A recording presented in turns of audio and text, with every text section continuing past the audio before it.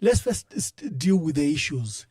There's an account called Muzungu Wamkomboni. The guy it's an AI-generated account. The guy used to call himself Muzungu Wamkomboni, and that is Hakainde Hichilema. But I think they realized the folly of that. I don't know if it's how they created it as a project, maybe for President Hakainde Hichilema. So the Muzungu was calling himself that he was Hakainde Hichilema, but now he has changed.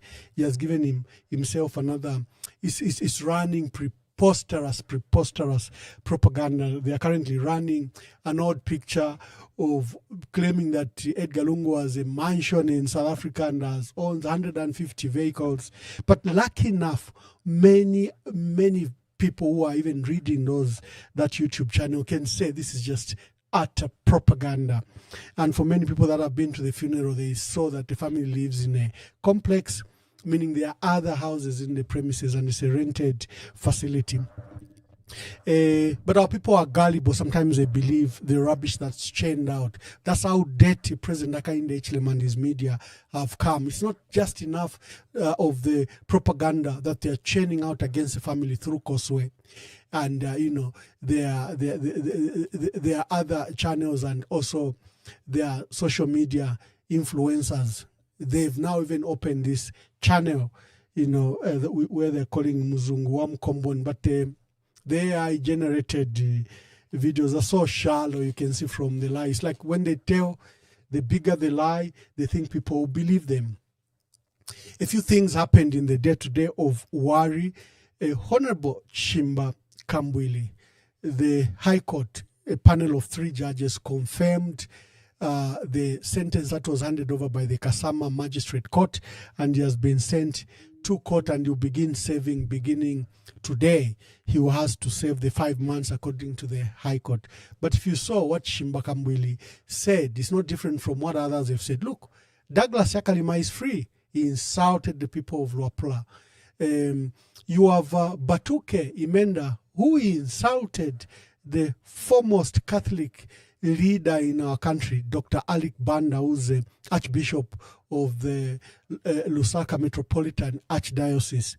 Called him a Lucifer, called him all sorts of names. They've never touched him. Even when there were attempts to prosecute Douglas Yakalima and Batuke Imenda, the DPP moved in to stop the prosecution. It was not enough that they couldn't act, but when a private citizen decided to prosecute these crimes, the DPP was foremost to stop the process.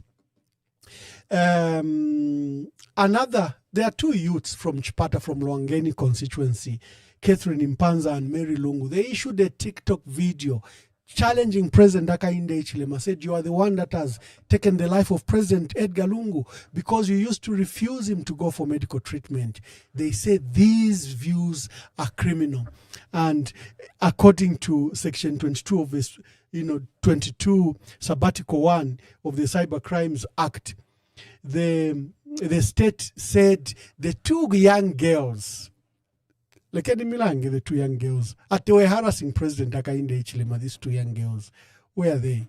They've been sentenced. They said this was a huge harassment and humiliation of President Hakainde Hichilema. So tukashana tuvilutu twa kulwangeni twalichita issue a TikTok video challenging President Hakainde Hichilema, telling him, like many of you have held, that you have taken the life of your predecessor because you refused him to access medical treatment. Those young kids from Chipata have been given first the fastest and the record speedy trial, and then they've been sentenced to 18 months and 24 months. The law says they can be charged with, I think, 80,000 kwacha or 80,000 penalties, I think, which might result something like 4,000 or 5,000 kwacha. But the magistrate, Kalusopa Destiny, of Chipata magistrate, refused to grant. These are first offenders. Let us assume the crime is a crime, first of all. Let us assume it's a crime. These are first offenders. And the law requires that you give them the least punishment as required by the law. But this magistrate, Destiny Kalusopa, says we have to show you as an example to other youths. We have to ensure that you conduct yourself properly. So these two young kids are being used as an example to the youths in Zambia to watch what they say on TikTok, to what they say on social media. There's another matter. A respected journal in the United States has issued, this is Vedanta, this is the owner of Vedanta. Vedanta owns KCM. This man he has come to New York. They want to borrow $1.5 billion from the market.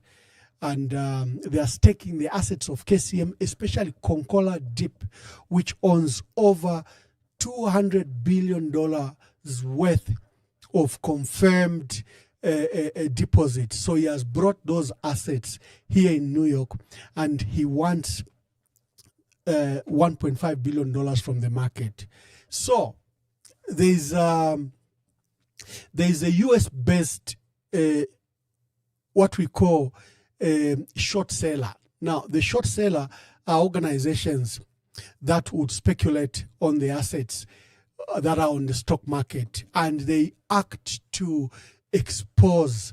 Viceroy Research is very, very good. It has done that with various companies that have actually even collapsed because they go behind research and expose these companies. It has said Vedanta operates its companies like a Ponzi scheme. Ponzi scheme ni fibale ibila abantu besu. Ati nga wampela 5,000 nikakupela 20,000. Mwachitaini list mwe bantu wawengi. But aba first to provide testimony, baba pela, baleta 5,000, baba pela ma 20,000. Elo imwe 100 basa mchita swindle. That's a Ponzi scheme. It's like a pyramid. So the only person that benefits is the one at the top. The people at the base, lose money. It's called the Ponzi scheme. So this Viceroy Research has accused Vedanta Group of operating a financial structure that is as good as a Ponzi scheme. The allegations are so strong that Vedanta's shareholding in Delhi fell by over 5%. The backers, remember, they have backers of these other financial agents that are pushing for this $1.5 billion, have defended Vedanta. But Viceroy has never been wrong. It has made these claims, and it has exposed how the Vedanta and the owner even paid themselves $5 billion in these shareholding loans, and how they are abusing the loans that they've gotten from, they got some bonds. But the Zambian government is determined. We warned the members of parliament, like my brother Binwell Mpundu, warned them about Vedanta, that for 20 years they didn't pay taxes. For 20 years they engaged in mining practices. They didn't pay mining practices that were harmful and degenerated the assets of KCM. They also didn't allow, they didn't pay, most suppliers and utility companies like ZESCO. They owe ZESCO $800 million as at 2019. And even when you give the KCM back to Vedanta, there is no pathway that has been shown of how Vedanta will clear this $1.5 billion to companies like ZESCO, CEC, NAPSA, and the suppliers and contractors that are owed millions of dollars. I think I've done my introduction. Let me invite my dear brother, Honorable Binwell Mpundu. Honorable Binwell Mpundu, welcome to the program. Ambassador, good evening, and thank you so much for inviting me to come and have a conversation with you this evening. We're very grateful to host you, and we're very excited that you made time at a short notice to come and be with us. Thank you very much. Honorable Binwell Mpundu, you are currently Member of Parliament for Nkana. You are an independent member. You were District Commissioner for Kitwe before that. I think that laid the foundation for your election as a Member of Parliament. You defeated a very strong candidate, your brother and dear brother of mine, Alexander Chiteme, who was minister in the previous government. But that's how quite popular you were.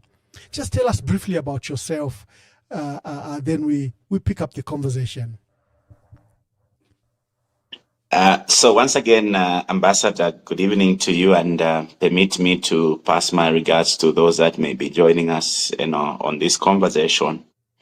My name is Binwell Mpundu, born of a Mr. Binwell Mpundu. So ordinarily, I'm supposed to be, Junior Binwell Mpundu. Interestingly, I've passed the same name to my last born son, who is now a third generation Binwell Mpundu. We are calling him Mark Binwell Mpundu. So I was born in the year 1982, which makes me 43 in October this year. I have a very unique story, Ambassador, for another day, which story I have shared in some of the podcasts that I've been a part of. Like many, in our, poor communities, I'm one of those young men who struggled even to just complete my secondary education, to a point where I was made to drop out, temporarily, which saw me going onto the streets to beg not for alms or for anything else, but to beg for support back into school. Fortunately, Uncle came through and I managed to complete my secondary education. I was away in Kawambo at Kawamba Boys Secondary School. Many would not know that I struggled further to go into tertiary education. For 3 years after I finished, secondary school, I couldn't find money to go to a tertiary institution. And so I am a never give up guy. I ended up educating myself literally in the Zambia accountancy program, which was called Zika then, the NATEC program, later on advanced, with a licentiate program. When I started working and joined politics later on around 2007, thereabout, I decided let me pursue a little bit of the law program just to acquaint myself with the law, and enrolled with the University of Zambia to pursue a diploma in law. Not for becoming a lawyer, but basically to acquaint myself with the law. I am married. I married a beautiful woman from Mufulira called Nandeka Chela, who has given me four wonderful angels. Our firstborn son is completing grade 12 education, grade 12 rather this year, and our last born is only 2 years, 2 girls in between. Very proud of that family.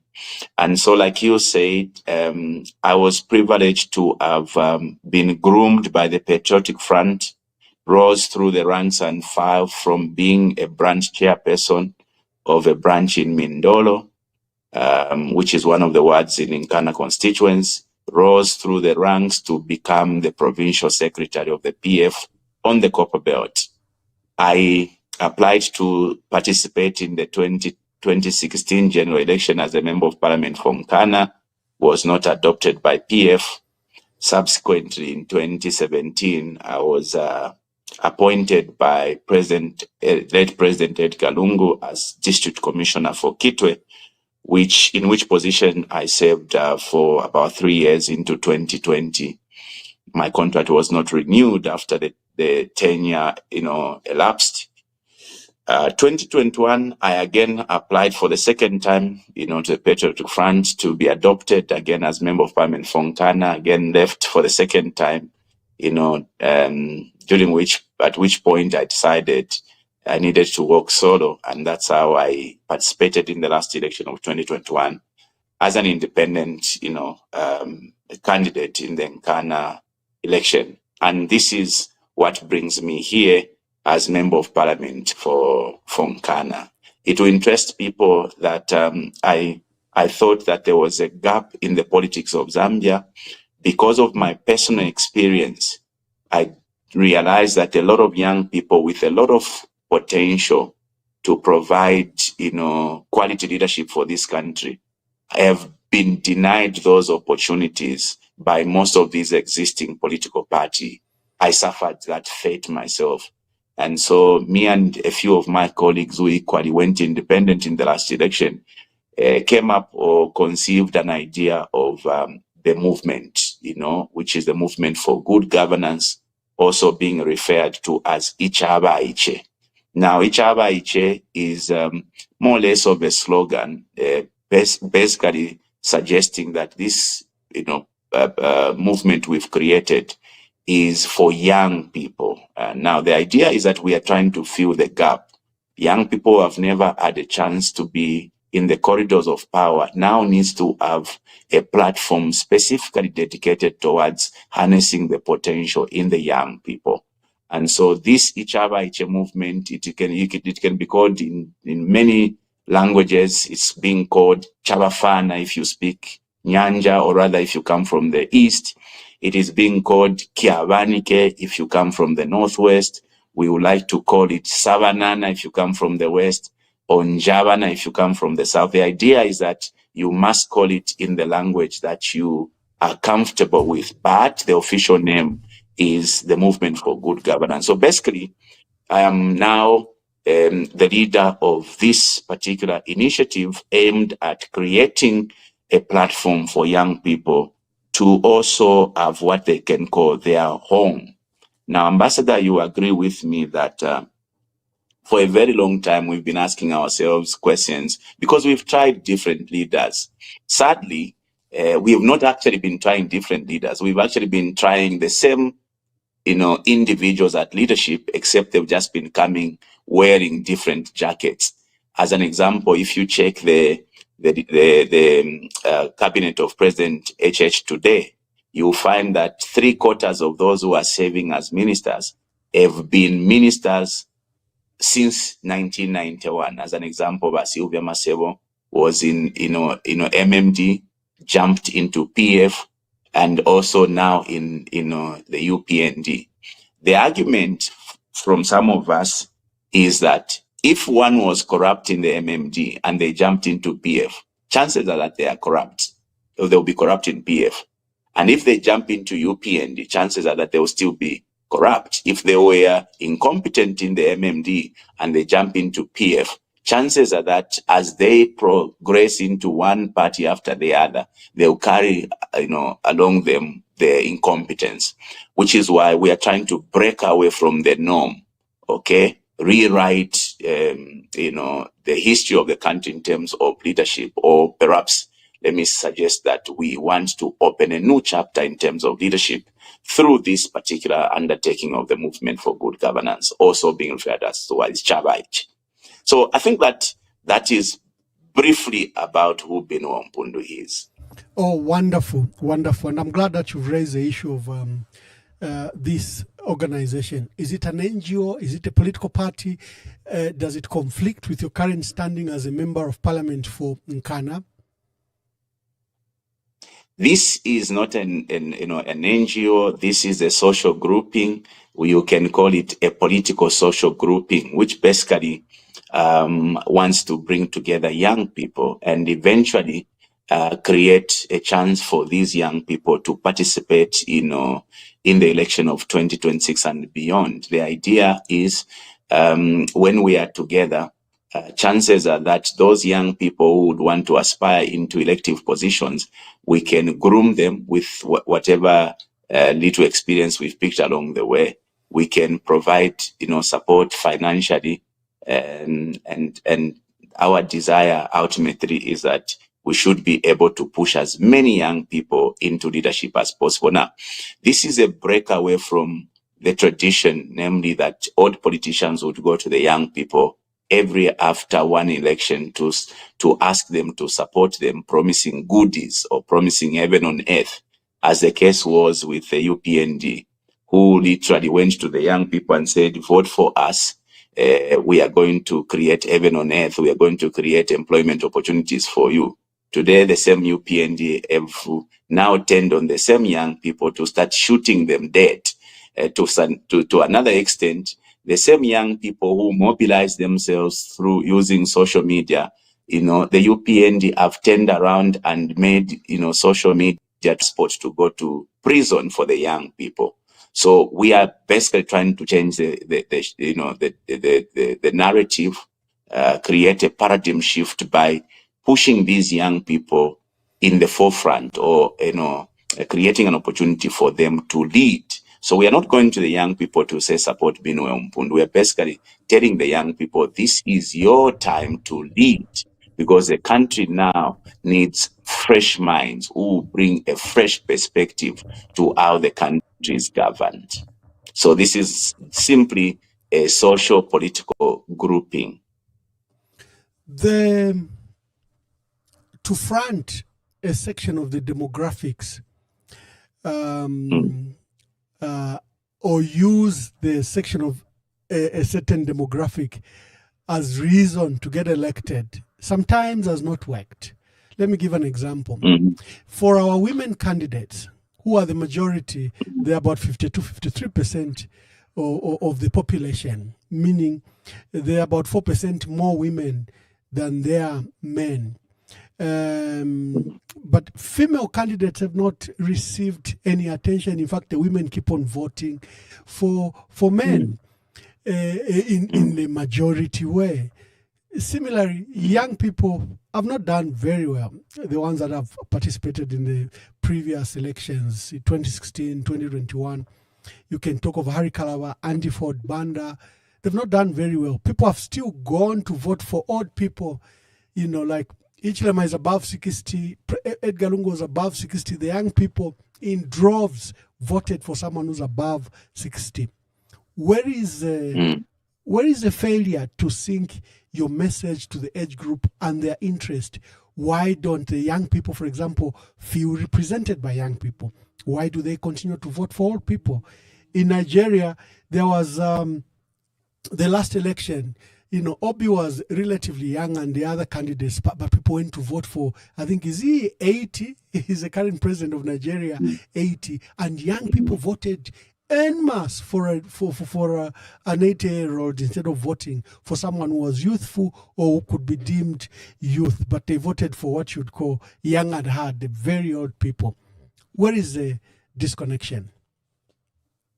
I think that there's a difference in terms of approach. There's a huge difference between Binwel Mpundu going to the young people and telling them, support me as a fellow young person, and I'm going to create opportunities for you. And compare this with what we are doing now, where we basically saying, young people, this is your time. Our approach is that we are asking young people to be the ones to occupy those positions, as opposed to asking those young people to vote for a fellow, young person to becoming the ultimate leader of the country.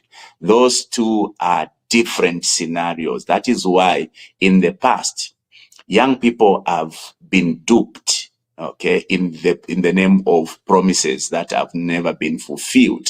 Our idea now, I would rather not go to parliament, ambassador.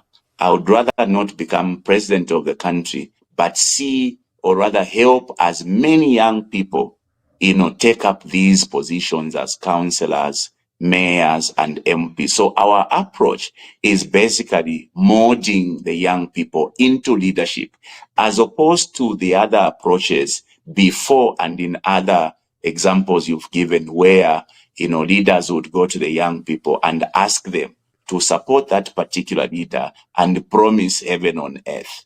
The case of the UPND was, support me as Bali, and what will happen is that you'll be simply shouting Bali and you'll have a job next day. For us, it's not about Binwel Mpundu. No wonder this is a movement, okay? An idea premised on grooming young people into leadership. We want the young people to support fellow young people into positions, and not, identifying only one person who we want to push into a particular position.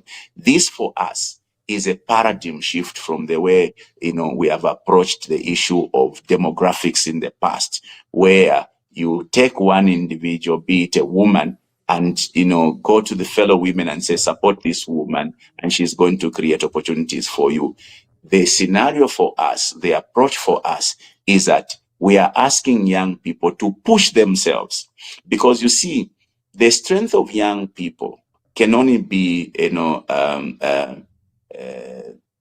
taken advantage of or can only materialize if they come together. Now, they are not coming together in our case to support one individual. They are coming together to push fellow young people into various positions. And our idea is that we must push young people into all these positions, starting from councillor all the way to the top. The notion that young people cannot lead is flawed. It's a broken record at the moment, because we've been able to see what young people have been able to do in countries that have tried young people at leadership.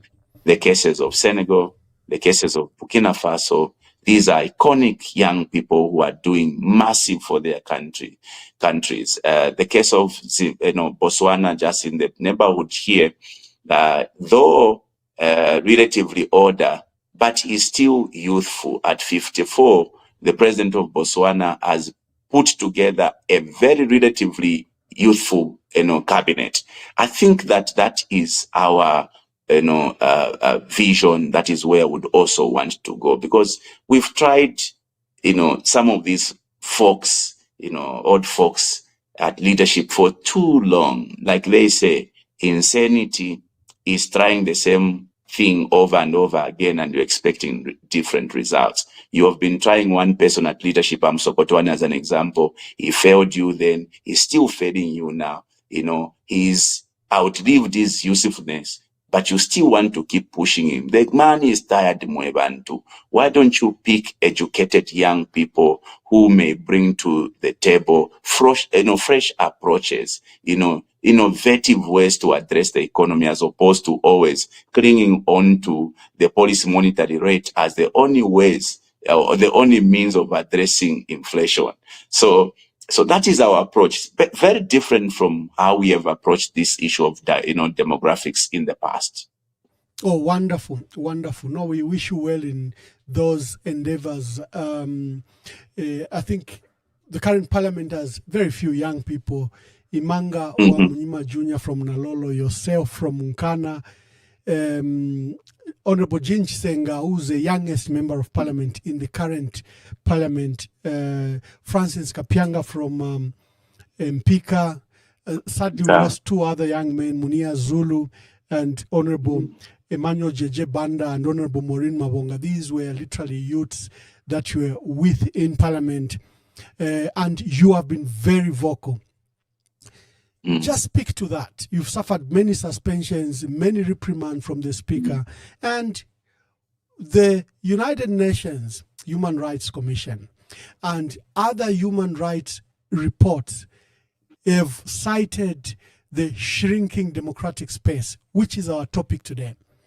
And among the issues they cite is parliament and democratic institutions such as ECZ that literally have been hijacked by the executive, the judiciary, parliament.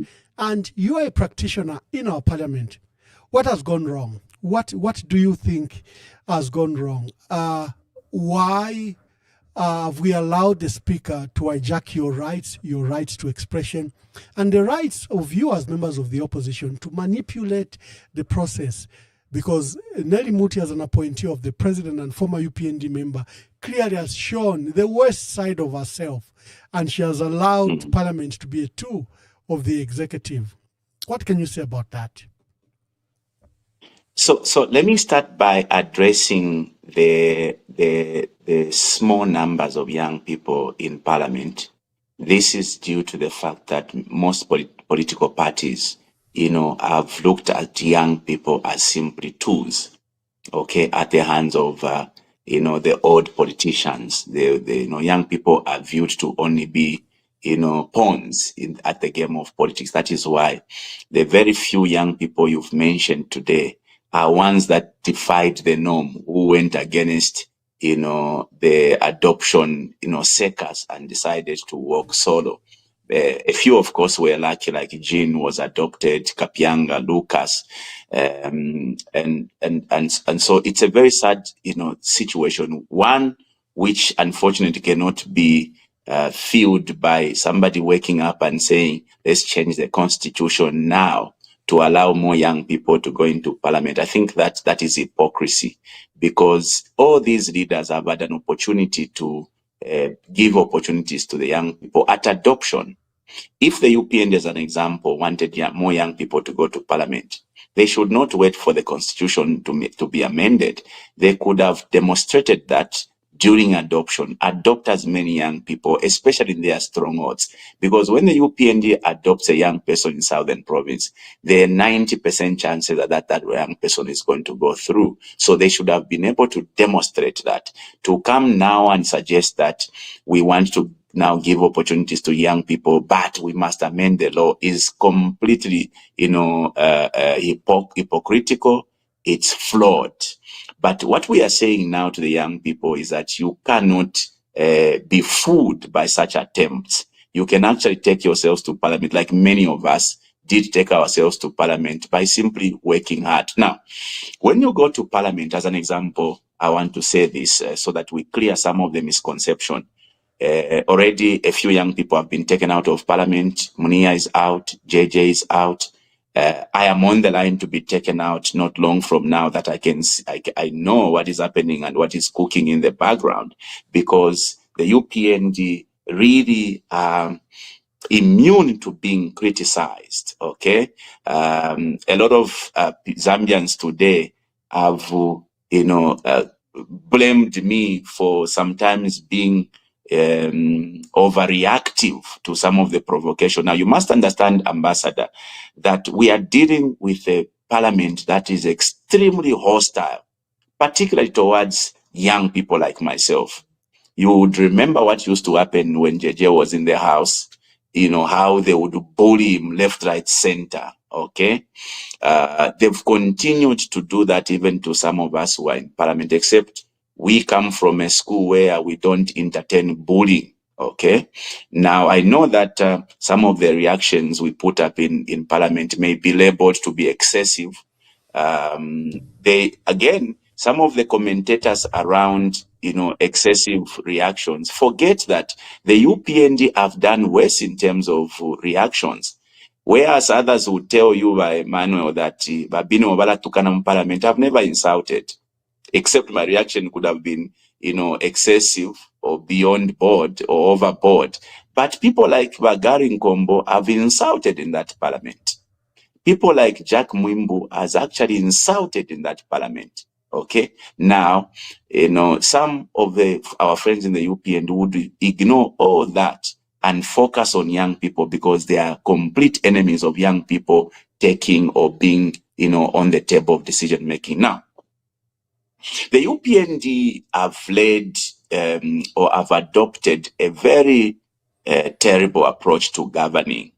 Remember, we have three arms of government: the executive, the judiciary, and the legislature, which in principle are supposed to operate independently and autonomously, meaning that one arm should not interfere in the other arm. Parliament should remain at all costs a beacon of democracy. In parliament, you should be allowed to express yourselves freely. We see this in most of the parliaments that adopted their practices from Commonwealth. If you go to South Africa, the freedom in South Africa is unmatched. If you go to Uganda, Kenya, Tanzania, you can only marvel at how our friends have allowed their parliaments to be run independently and promoted democracy in that parliament. Back home in Zambia, the case is extremely sad. You have a speaker that treats young, MPs like they were little children, particularly those of us who are on the left side of the speaker, or particularly the opposition. We are gagged at every minute. The speaker would allow the UPND members to interrupt you every step just so that they prevent you from speaking. The speaker has unfortunately been abrogating the constitution. You remember that I started an impeachment process, a year ago, because I could not stomach, the blatant disregard of the rules and, the constitution. Of course, we didn't have the numbers to be able to impeach the speaker, but I couldn't stomach that. I couldn't allow Parliament to continue to be treated like it was one person's bedroom. So the democracy expected in Parliament is completely gone. You should watch the entire proceedings of the day when I was suspended, Ambassador Emmanuel Mwamba. I was suspended not because I was unruly or behaved inappropriately. I was suspended for 7 days for simply raising a point of order on the member of parliament for Zambezi West, who went on the floor after me to then call me ignorant and all that. When I stood up on a point of order, I was ignored. And I sat in my chair complaining to the speaker by way of raising hands, why are you ignoring me? And she said I was being, unruly, I was misconducting myself, and sent me out for 7 days. It will interest you that while she was talking to me, the honorable member on my left, Honorable Katuta, was trying to talk to me. The moment I looked at her, she says, "You are not even remorseful. I'm sending you out for 7 days." The next discussant or the next debater, Honorable Kafuaya, was sent out for no apparent reason, simply for responding to those who were heckling at him, suggesting that he must sit down because he is a member of the committee and was not supposed to debate the borrowing plan. So these are but the many examples that a lot of times we have presented to the public for them to see that look at how we are being treated. And sometimes you should be able to sympathize with us, because the challenge we have in our country is that we focus on, the victims, and we turn the victims into villains. Somebody is being treated or being ill-treated, you don't focus on those who are treating others in an ill manner. We focus on those who are reacting to the bad treatment. People are being bullied in parliament. We focus on the reaction of those who are being bullied. We don't question, those who are bullying others. We don't question the speaker's decision to allow the bullies to continue having a field day. So the democracy of the Parliament of Zambia is completely gone, to a point where the speaker has continued to entangle herself in interpreting the law, which is outside our mandate. Remember, the first few days of the speaker's reign, she interpreted the law that saw a good number of our members of parliament, that included Malanji, Bowman, then being sent out because the Constitutional Court had, rather the High Court had ruled that they were not properly elected. So she went, outside her mandate by interpreting the law. She's done a couple of quashed. But even up to date, the speaker, the latest incident is where the speaker pronounces herself, suggesting that, the Constitutional Court has got no place in parliament, and whatever the Constitutional Court decides has no bearing on parliament. Yet, this is the same speaker today who would say we cannot entertain this matter because it is before the courts. So you can see that how she picks matters that suits her and interprets the law to suit her own interest and needs.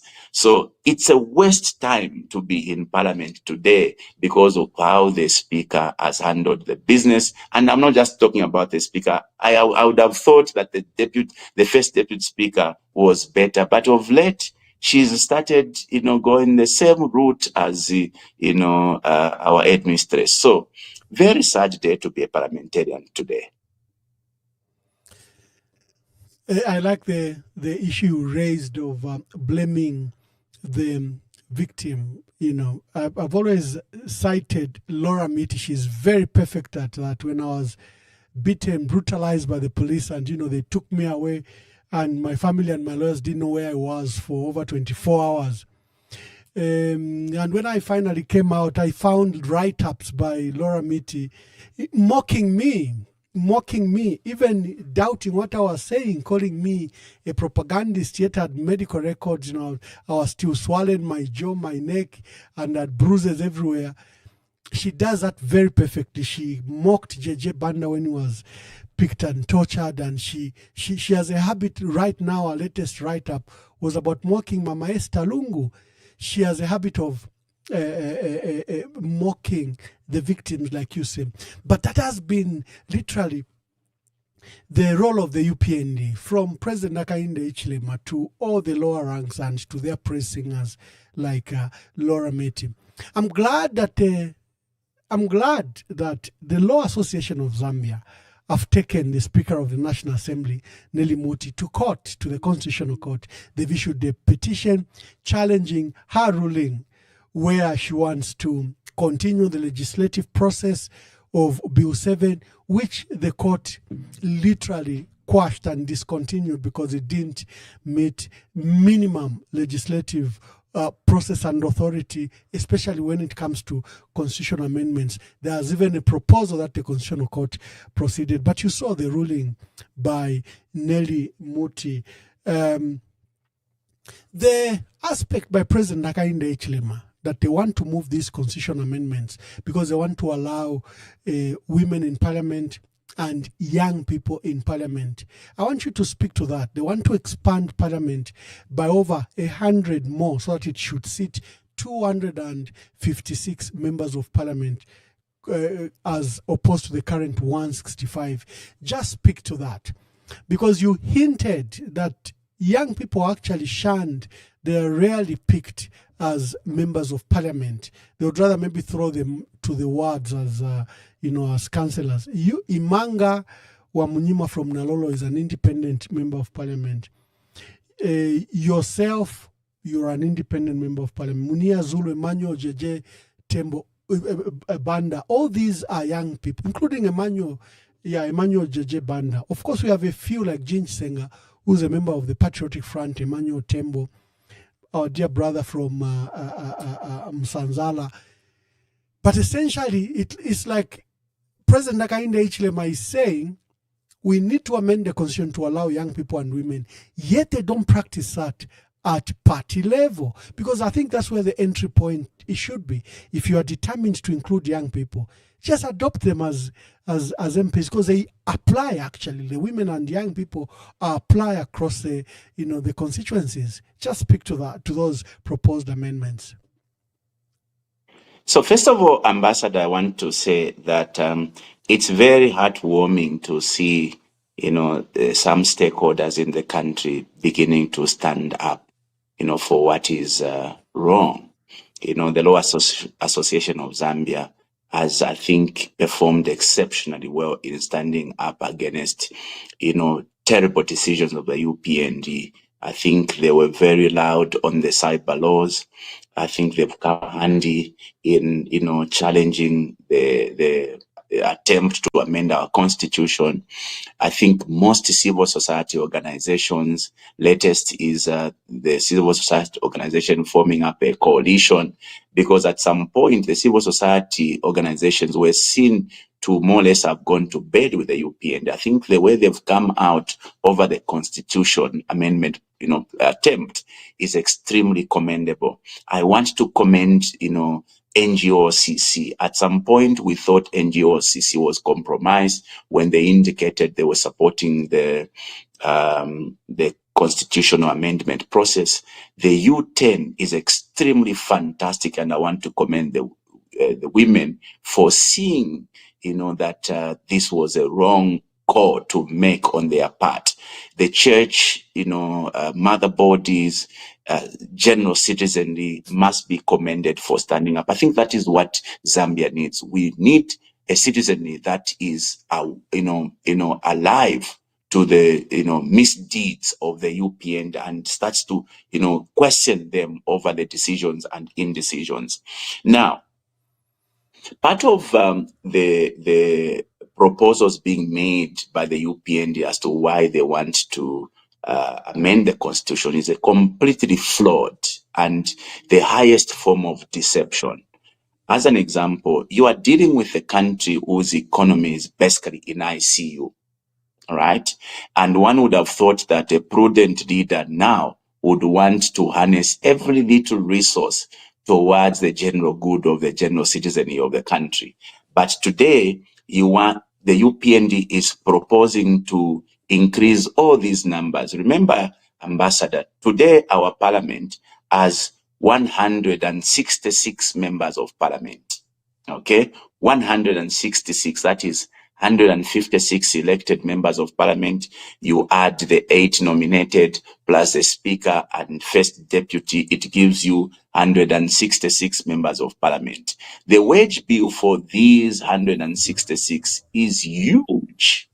Right now, parliament is struggling to even pay allowances to members of parliament. I can tell I know you we are don't taking discuss. weeks. I know you don't discuss your own allowances and your own salaries and emoluments and conditions of service. Just highlight us. Yeah, we don't. What is a member of we parliament paid? Just go through. No, Not figures, but just.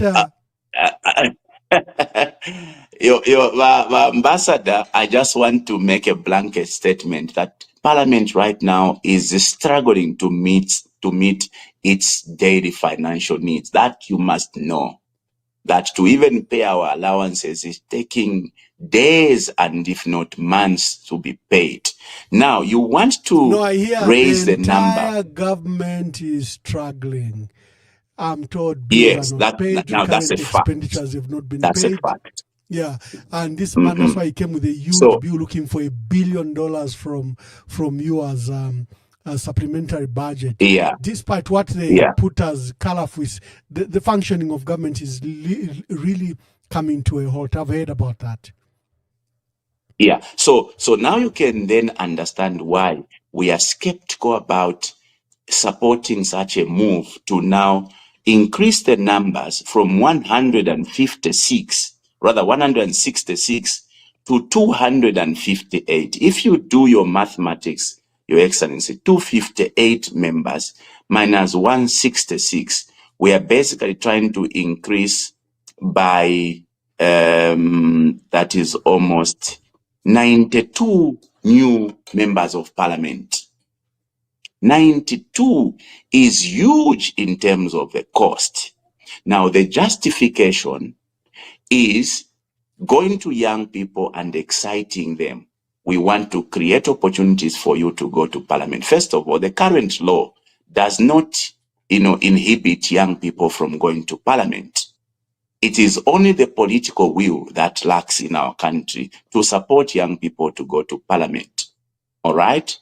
If this leadership of the UPND were so interested in providing equal opportunities for women and the youth and the disabled, we could have seen that demonstrated, like I said, at adoption. They could have adopted women, they could have adopted young people, especially in their strongholds, because the winning would have been guaranteed. They could have at least even adopted even one disabled. We saw the Patriotic Front adopting a disabled in Chasefu. They adopted a disabled in the name of Honorable Chilangwa in Kawambwa. That, at least, even if it was just two, is something to show, that you really mean well for this marginalized grouping of Zambians. To turn today and suggest that you want to amend the constitution because you want to give chance for this marginalized group is completely deceptive. But you see, there are many reasons why we are against the constitution being, amended. Number one, the spirit of the Zambian people being the architect of any constitutional amendment process has been completely ignored by the UPND, because the UPND sat in their, conferences or bedrooms and agreed to themselves what must be, changed in our constitution. Now, that is against the spirit under which we have operated since the time of KK.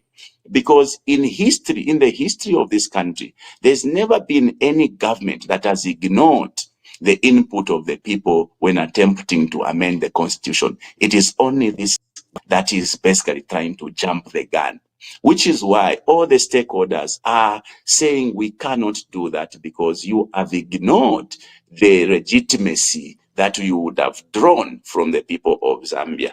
So in all manner and intent, Correct, the UPND Honorable. don't mean well. In fact, the president has shown every time he has had an opportunity to make appointments, he appoints old people. Every time there is a window that opens, he doesn't appoint young people. I'll give you 3 minutes to drink your water. When we come back on the other side. No, I'm okay. No, I'm opening phone lines, so I'll play your video, because the speaker says you are shouting, that you are using Bemba, that you are being unruly. I want you to come and answer that. And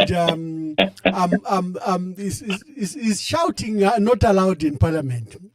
We've watched Parliament, people speaking on top of their voices, the British, Parliament, the South African Parliament, wow, you see that. But they accuse you of shouting. We'll be opening the phone lines. The phone line is 0973078082. You can call after this. Madam Speaker, contrary to assertions or to insinuations that the challenge of this energy crisis is on drought and climate change, Madam Speaker, this is not about drought and climate change. This is about leadership, Madam Speaker. If you ask the President today, back in the days, the man we knew did not want to allow excuses, particularly giving drought as an excuse. Because there are countries, Madam Speaker, that does not have rains, yet they are sufficiently supplied with electricity. That is the case of Zambia today. Let's be very frank here. Zambia has got the capacity in as far as generation of power is concerned. We are standing as 3,700 megawatts, Madam Speaker. 3,700. Please protect me, Madam Speaker.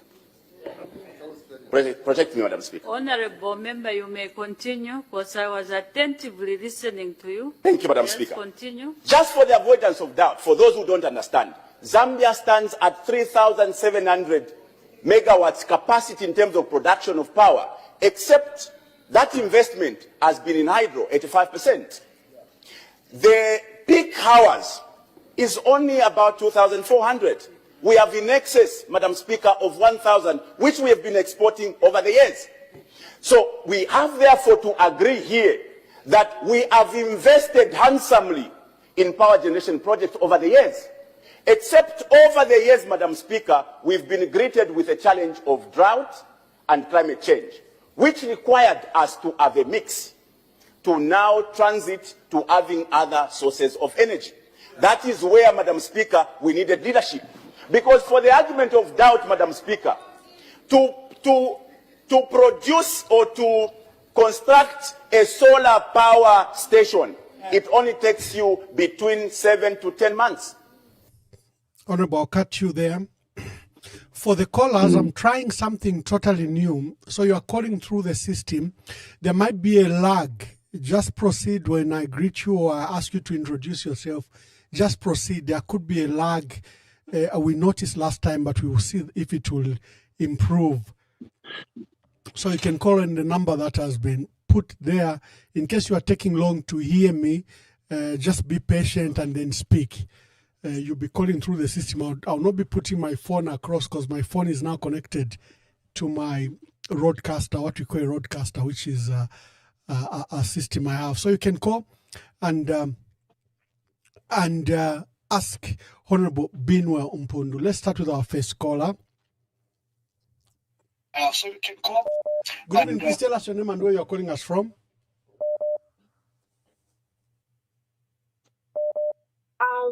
I can hear you. Wonderful. Proceed to introduce yourself and make contributions. You can hear me? Yes, we can. You can hear me? Yes, we can. You are fine. You are fine. Hello? Hello? You can You hear are me? fine. Please proceed.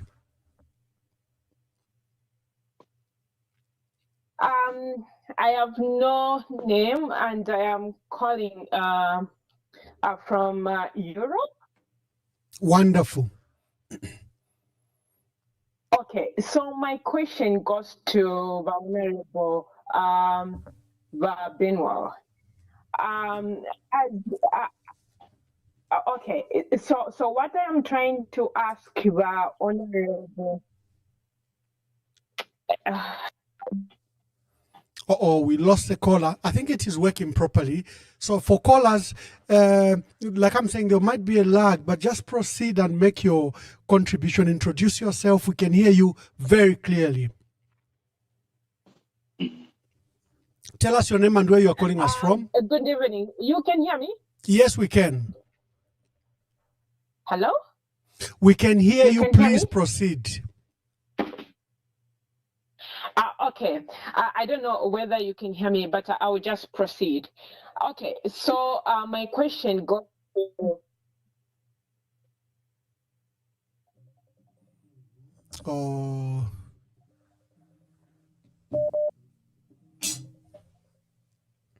Okay, thank you so much. Okay, I will just go proceed, yes.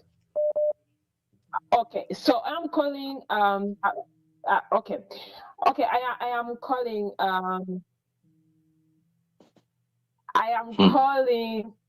across of Europe, and my question goes to Binwell. Binwell, as you said that we have in a very images case in Zambia, my question is that are you standing as a president in 2026 based on your movement that you have created? And if you're going to stand as a president, do you think you are going to challenge Hichilema to win elections alone? Because we have a lot of political parties right now in Zambia, and if you stand alone and you are not working with other political parties, does it mean AMA votes will not be split? So this is my question that goes to Honorable Binwell. So thank you so much for what you're doing, but I'll be looking forward to hear your response. Thank you so much, and bye for now. I hope you heard that question, Honorable Binwell Mpundu. Were you able Yeah, to get it? Yeah, I did. Thank you very much. Okay. Yeah. Caller, please tell us your name and where you are calling us from. Good evening. My name is Habenzu Etongabu. Mr. Habenzu, proceed with your question. Honorable Binwell Mpundu, good evening. Good evening, Vatongabu. Ambassador, I want to address two issues that you have to actually enlighten us from the beginning. This is in line with those two girls who have been arrested, robbed with daylight, with their freedom. Today in that country, in our country today, we cannot speak. This man, my brother here, who's now the president, is totally different. He has changed completely. This man was given a vote by the youth. He promised them heaven and earth, and today he's going directly and start persecuting the same youths. Before I give a question to Honorable Binwell Mpundu, I want to mention that as a Tonga person, I'm very, very disappointed with this Hakainde Hichilema. Today we are mourning the former president. Up to today, we have not even buried him. He's making this funeral as a mock, as a circus.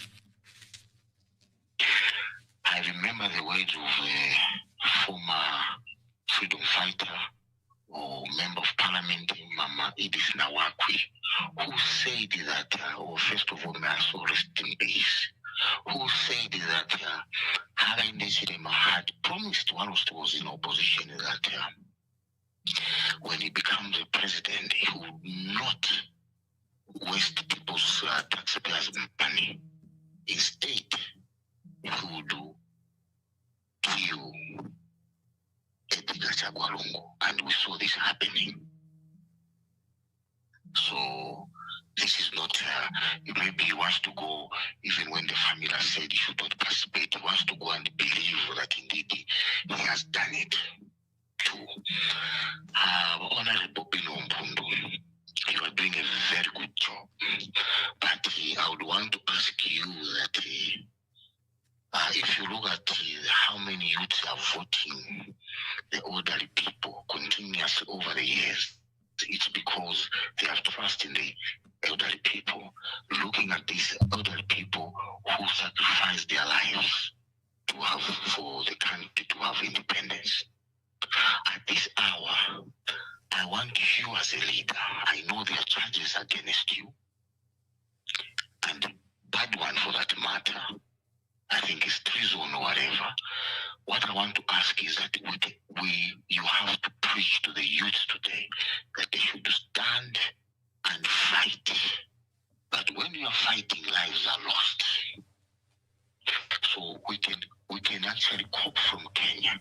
We can cope from Malawi that when we see when a wrong is wrong, we should rise as youths and fight. Thank you very much. Thank you very much. Honorable Binwell Mpundu, let me take the third call. Good evening. Please tell us your name and where you are calling us from.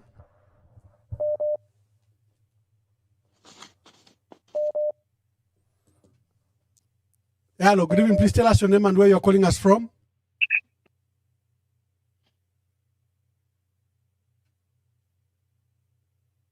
Yeah, hello.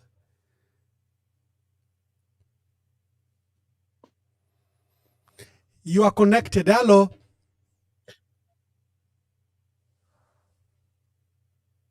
Good evening. Good evening. Please speak loud and make your contributions. My name's Amonga Evans. I'm calling you from Kafue. Wonderful.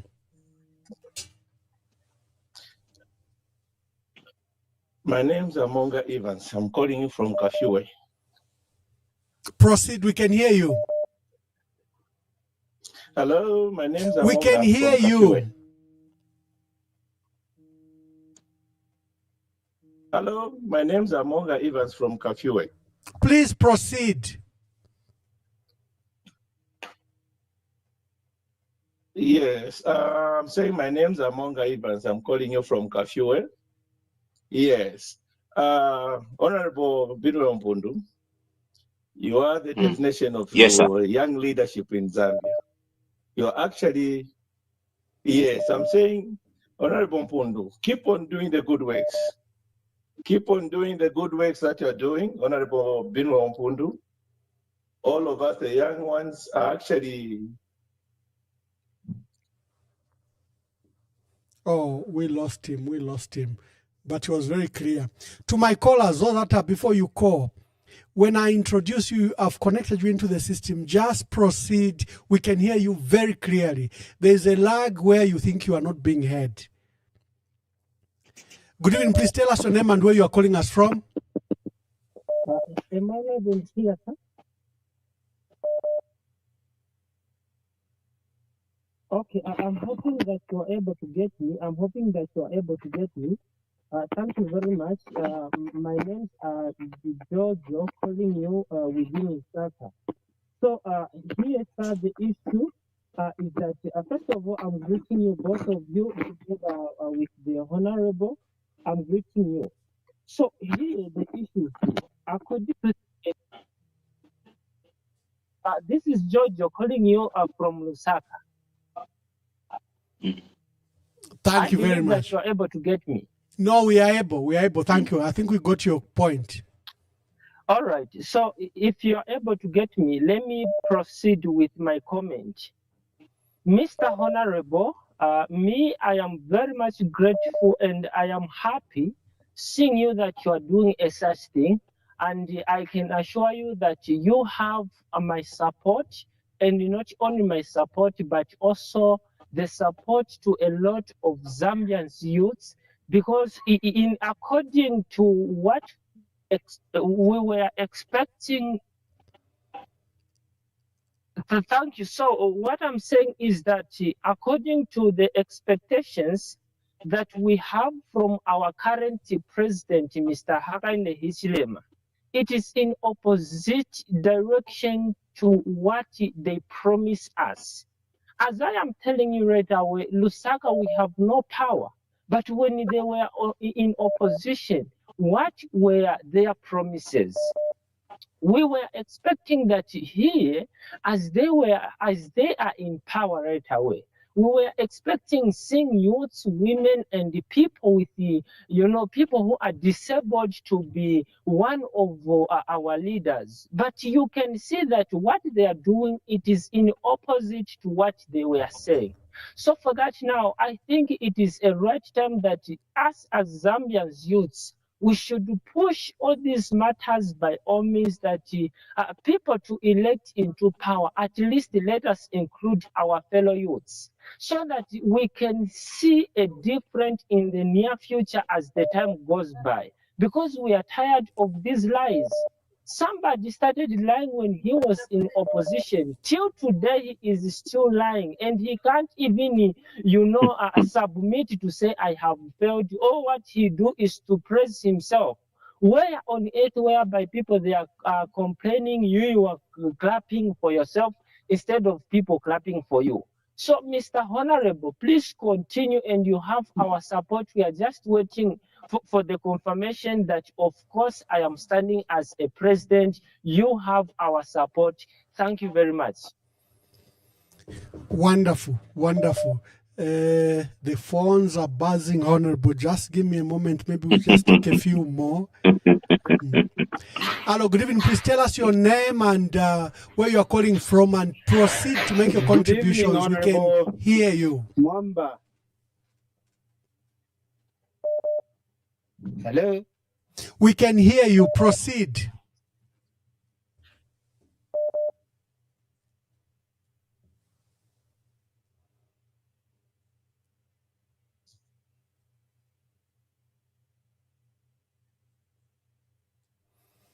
Hello, you are online. We can hear you. Proceed to talk. You've muted yourself. Or he has muted himself on the other side. You have muted yourself. I don't know if you can hear me. Or we just have to cut him.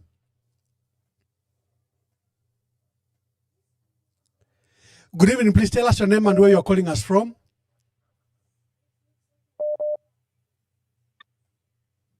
Hello. You are online. Please proceed to make your contribution. Introduce yourself and make your contribution.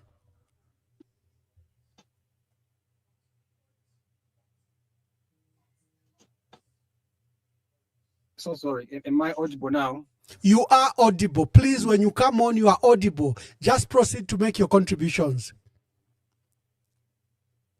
Can you hear me now? Yes, yes, we can hear you. Yes, please. I'm David calling you from Kapiri. Okay. Allow me by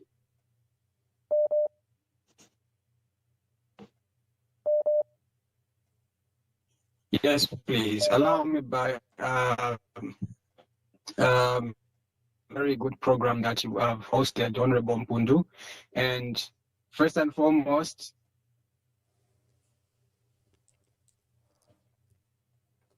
yes, please, Honorable Mpundu, here's a question for you. Youth leadership is often celebrated in rhetoric.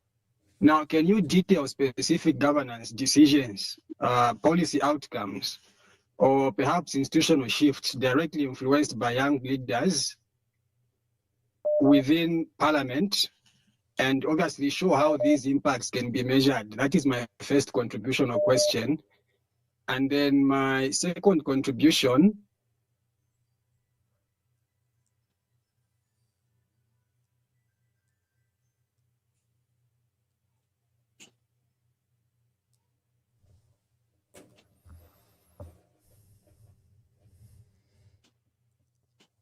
Sorry, Honorable Mpundu, we are trying something new. I've had a crisis with volume. So we've connected through the system to resolve the issue of volume, but I think there is a lag a bit and our callers are not getting it. Caller, when you come on, introduce yourself and proceed to make your contribution. We can hear you very clearly.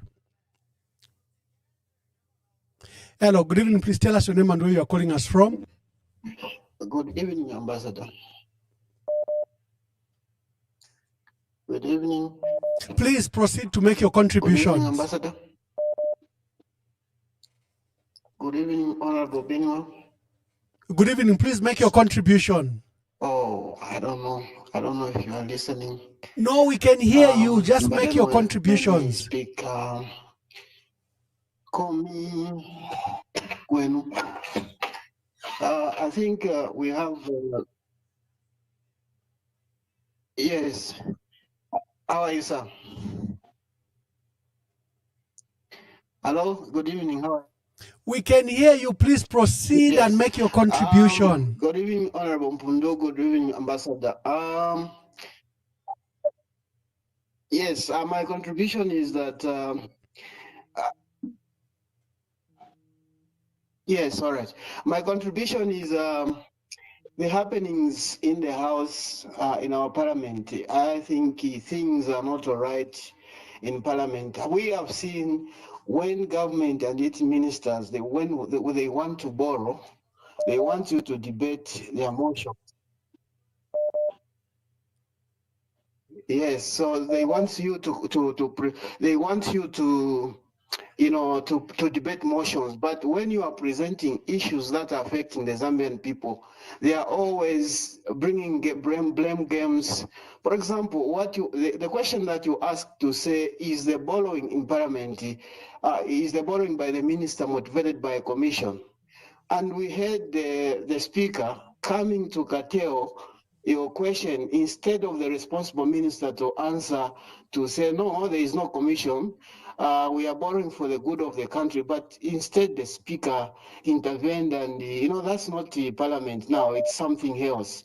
The speaker is just a chairperson there to deliberate issues, not to be answering on behalf of people.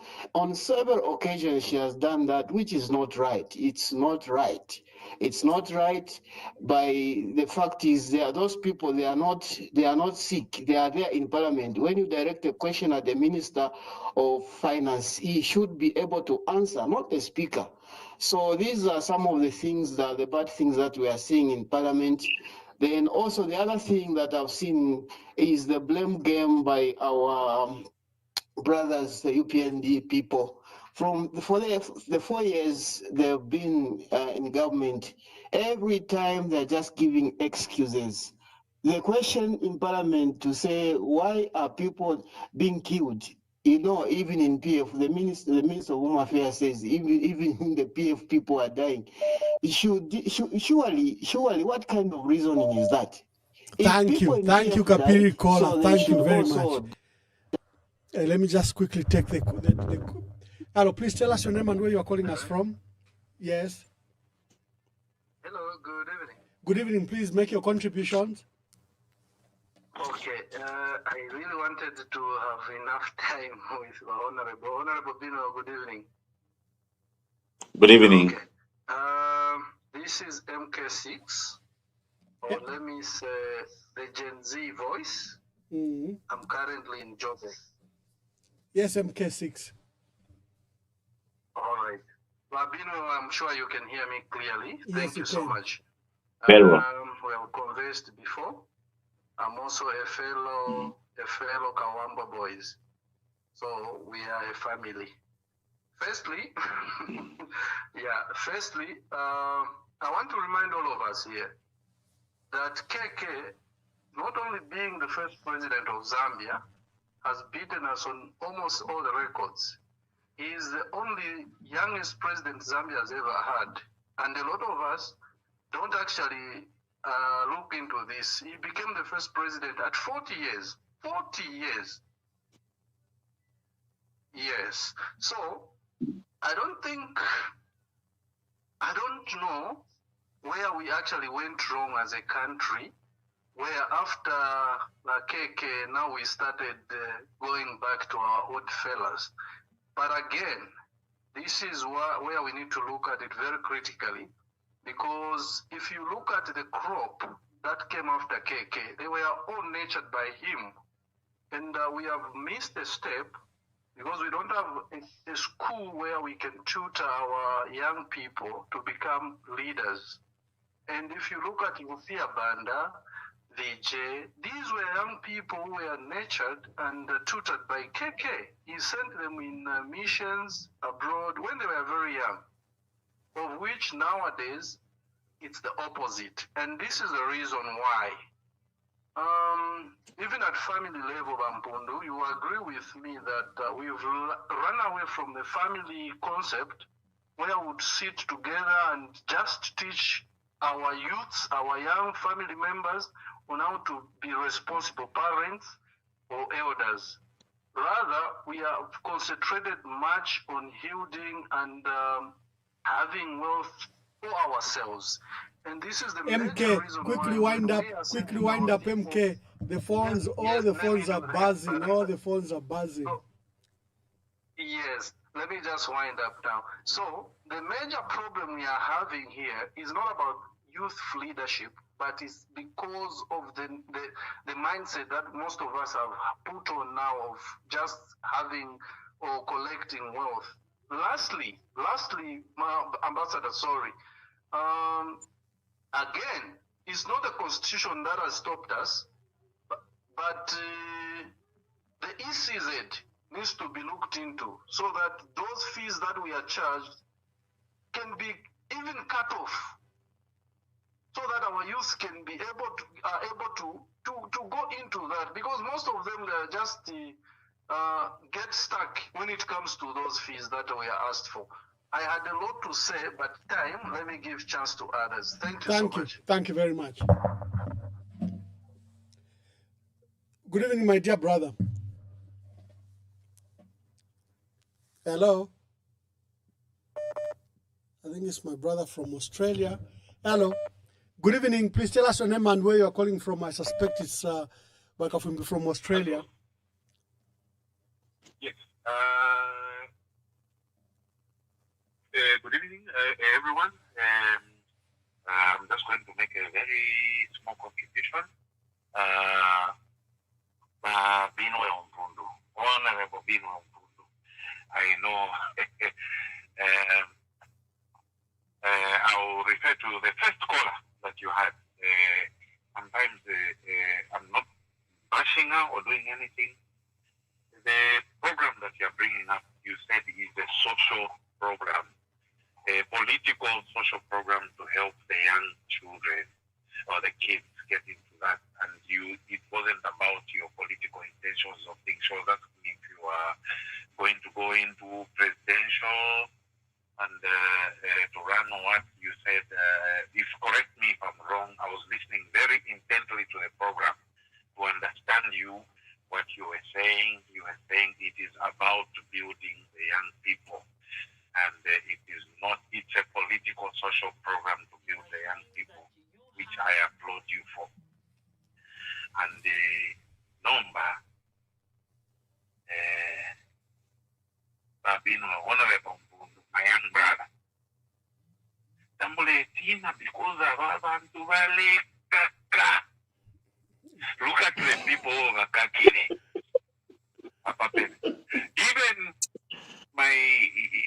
Even I think the company is going in, despite his health crisis. We share my young brother, because that's what we are preparing. We are preparing actually, even in our old age. This man is going to look us up. Balekaka. No, but I will let you know. Anyway. Alan, thank you very much. Alan,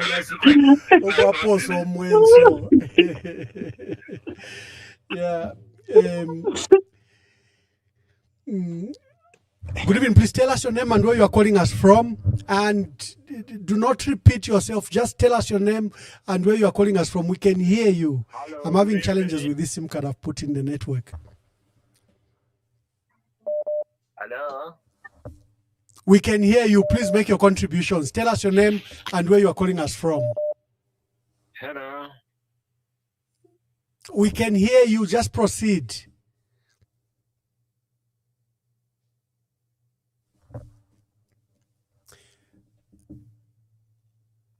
I repeat my instructions.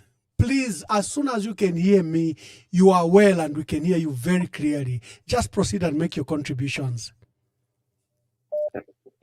Good evening. Please tell us your name and where you're calling us from and proceed to make your contributions. Good evening, Binwel. Na Ambassador Mwamba. Good evening. Good evening.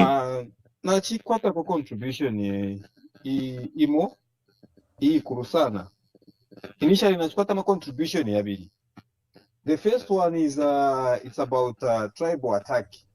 You know, there is one thing that tribe imubare ibumvya sana ku muntu umbi ukushita divide chalo, not getting a power. Here is a man who ishire mukuteka abantu nokita protect constitution ya chalo chesu. This man has been using this tribe to gain power and to solidarity power using this tribe. And these are the same people that are suffering without being excluded from these load shedding, high price of fuel, and so many difficulties that we are all facing today. I want to put it across to these people. These people, they know themselves very well in our country. These are the people that are not going to jail. These are the same people. These are not the people that are included in the list of the people that are going to jail so far. These people are being used by one person so that this person can gain power. Even in the registration of voter registration, they are the ones that are now becoming the second largest. I'm telling you, I'm speaking to you so that you are not used by one person. You are all Zambians, we are one Zambia, one nation. Do not fall in this man's trap. This person has been using the youth. So don't fall in what this person is trapped. Do not vote for him as we vote for 2026. Use the don't whoever, let him feel comfortable with you. He's dividing this country. Please be united to Zambia, one nation motto. And the other thing that I want to speak to the Speaker of National Assembly is one word.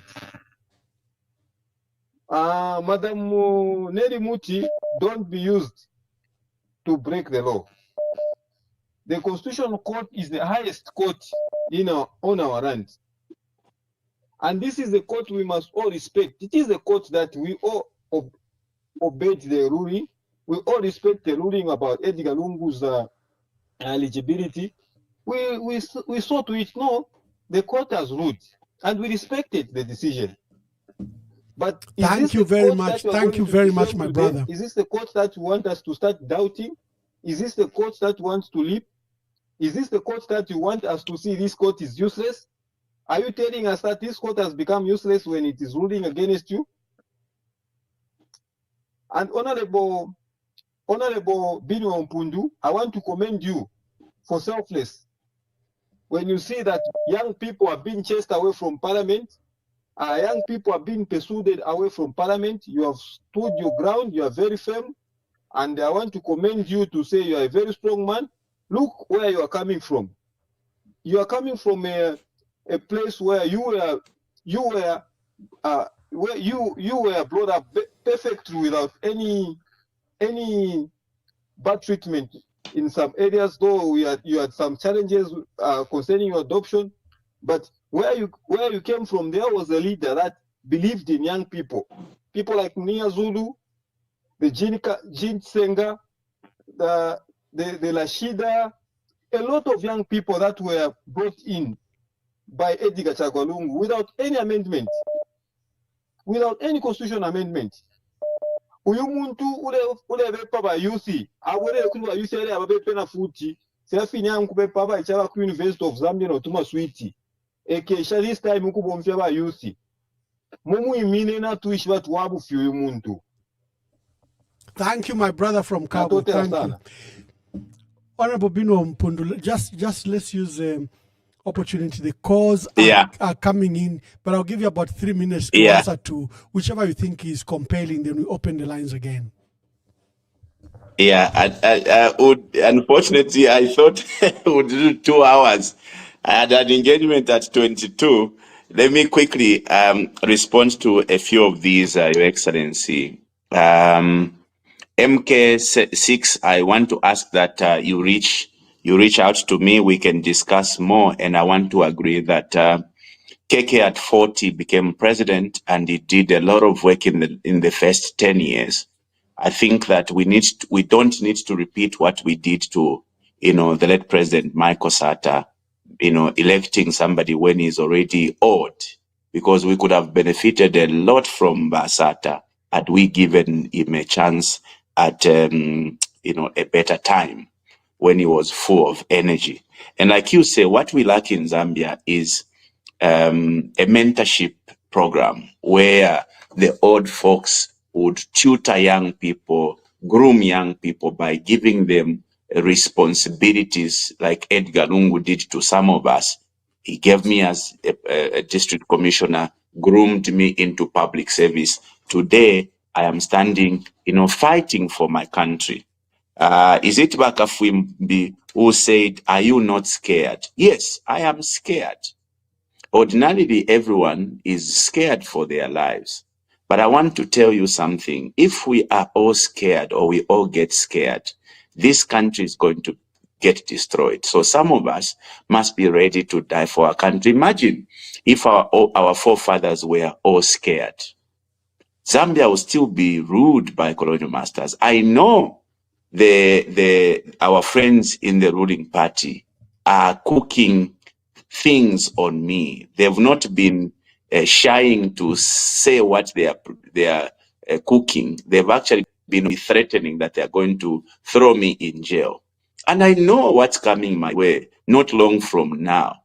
You see, I am very well informed of what's coming my way, but I must tell you, I will face whatever comes my way, because if I am killed for standing up for my country, so be it. I'll die a very peaceful man. If I am taken to prison for standing up for the Zambian people, for my country, I am prepared. Look, I could have chosen an easy way like many of my friends have done. Chicken out, not talk. I could have chosen that way myself. I could have chosen going to work with the UPND to make money, but I think that I have to choose, my country and my people. And that is I'm going to pay a huge price for that. And mark my words, not long from now, you will see Binwel being persecuted. And I am ready for that. Is it Kwenuka who's talked about the people being... I want you to hold your thoughts. Dear viewers, as you've heard, Honorable Binwell Mpundu was an appointment at 22 hours Zambian time. So let me quickly just take a few calls to allow him to, then quickly digest, respond, and we see how we can be allowed to go and undertake that assignment at 22 hours. Mr. Mabo from Italy, please tell us your name. Of course, I've introduced you. You are a leader of the Zambian community in Italy. Please make your contributions. At 10, I don't know. But I have a question for Honorable Mpundu. Since we are getting lost in the details with everything that has happened under the leadership of our current government, I know, Honorable, when we last spoke, you told me that it's not the time to be a political marvel. Yes, and I agree with you, considering what I went through when I came here, the cadrism I experienced. But, Honorable, do you, from your understanding, do you think that the executive that we have in this government has leaders who are leaders of men, or they are leaders who should be leading in other fields, not leading people, maybe in business, maybe in farming, maybe in other sports or music, art, or whatever? Because I think the issue we have is the issue of leadership, and there's a frequent caller here, Bachilka from the UK, who I disagree with, that we don't have a leadership crisis in Zambia, but I think we have misdirected leaders. Leaders who shouldn't be leading people are leading people. Leaders maybe who shouldn't be in business, but should be leading people are in business, and it's like like vice versa, it's confused. So I want to ask you the experience you have, Honorable Mpundu, from working with the executive. You're part of the legislature, of course, but do you think the people who are leading Zambia are leaders of men by innate, by the choice, like they have the nature ability to lead people? Thank you, Ambassador.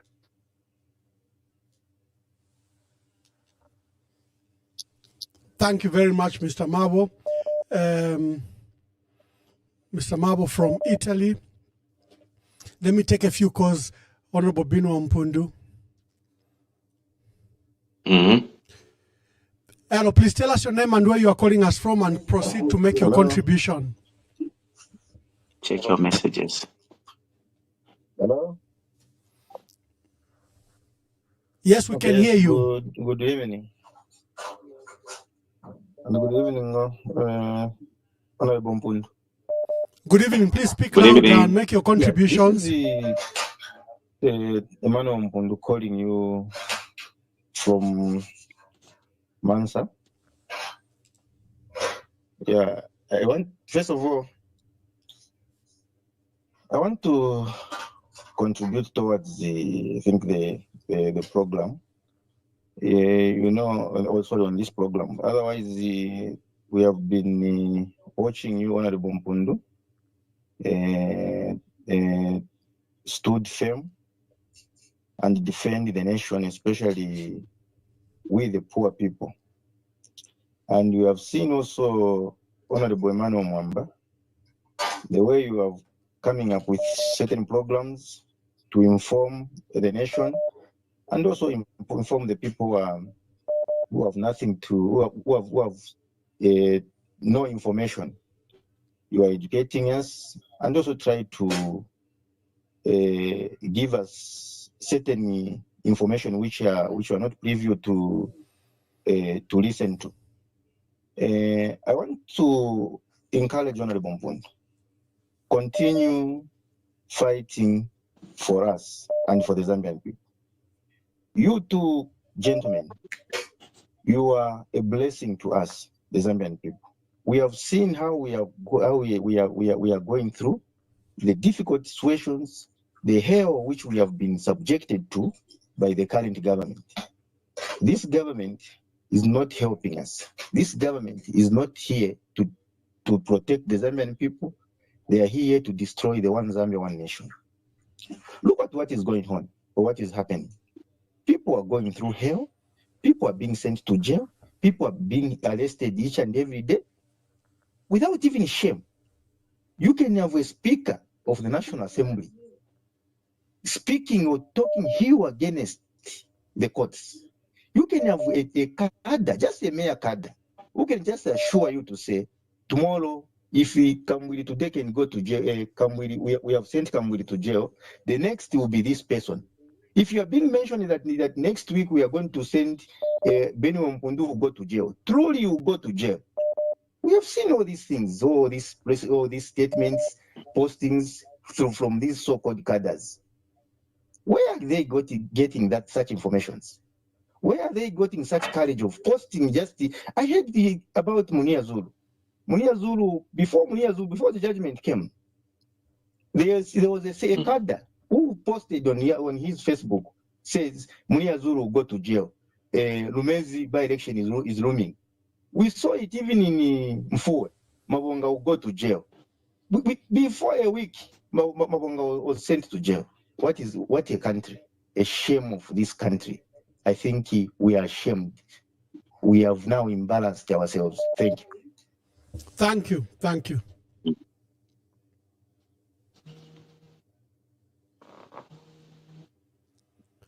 Please tell us your name and where you are calling us from and make your contributions. Ambassador, good evening. Binwel Mpundu. Yes, this is Arthur from Eastern Province. Speak louder, speak louder. I just want to thank the Honorable Member from Nkana, Mr. Binwel Mpundu, for the great job that you are doing in that parliament. In that parliament, you are not just standing for the people of Nkana, but you are standing for the people of Zambia.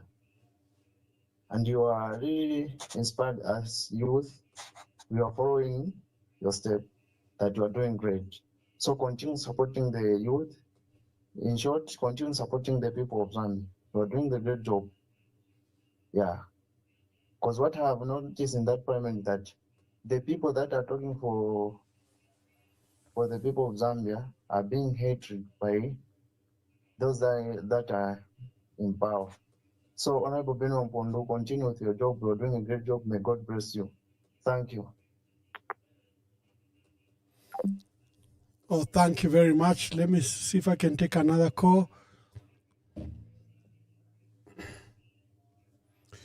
Good evening. Please tell us your name and where you are calling us from. Hello, good evening. Good evening.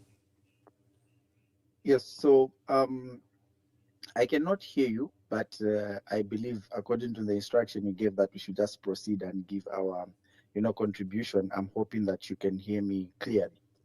Yes, so my name is Venecho and I'm calling you from Kalingalinga, Mass Media Lusaka. So my contribution, first of all, is I would like to appreciate the Honorable, for coming up with this idea of Icha Baiche, first of all.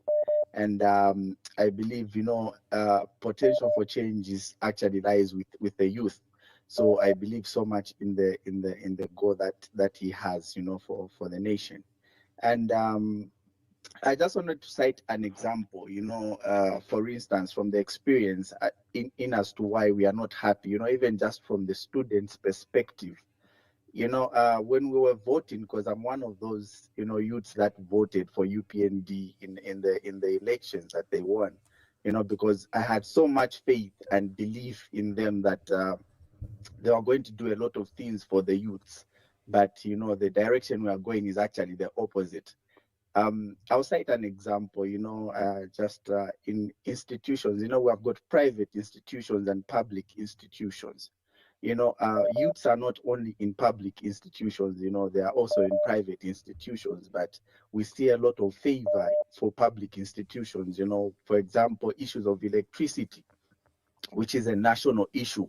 But, when it comes to matters of education, there can be some considerations that can be taken. However, unfortunately, you find that the public institutions have power throughout, but private institutions do not have those electricity. Power can go at any time. In fact, it's not even considered to say this is a higher institution of learning, so electricity can go. You come from your boarding house or from your house, going home expecting to study, hoping that power will be there, and then it's gone. You come back home, there's no power. How do you study? So as the youth, we are watching these things and we are observing and we are not happy about this. So definitely my contribution is we are definitely behind you, Honorable, continue fighting for us and we'll support the idea and the agendas that you have on the table. And hopefully that you stand in 2026, definitely win or without win, we are definitely going to support you. Thank you. That's my contribution. Thank you. Thank you.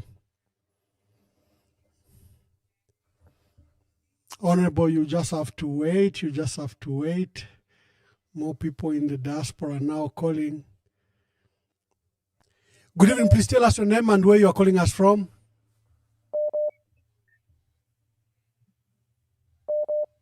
Hello. We can hear you. Introduce yourself and make your contributions.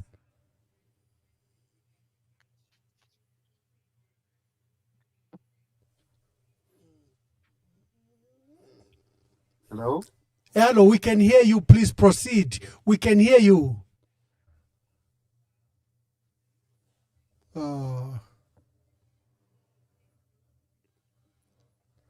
Please introduce yourself and tell us where you are calling us from. Good evening. Good evening. I hope you are getting me.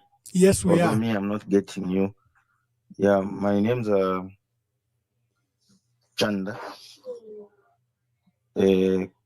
Calling you from Ndol. Nachifa okulanda kufya amashuri abiri. Chakwerapo ndifo okulanda kuri wa mwamba. Although tumfu abantu kulina balera ndati nombo bonsa baletuma tapati abali against program Bamwamba Mpundu. I think program Nkana iwama abantu bali kondema fine fishirifu ya kukondema hiyo.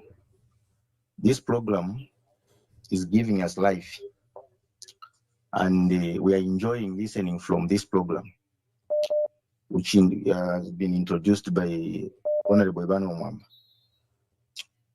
Mpundu. For what we are doing or what we are waiting from you, Imoba Mpundu, Bamwamba, Negumba lino. Tuafueni sana. If we depend on you people, we are not depending on anyone, but we are depending on you. If you are divided, it's you who are going to make the Zambian people to continue suffering. Come together, work together, and also unite.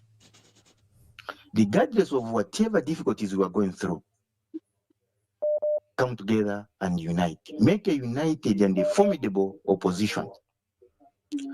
Going alone in this coming election, you are just wasting your time.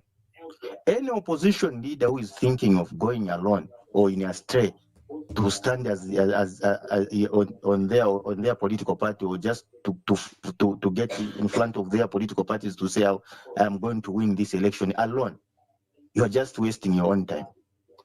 Those who are going to unite, the people of Zambia have already resolved. They are going to follow those who are going to unite.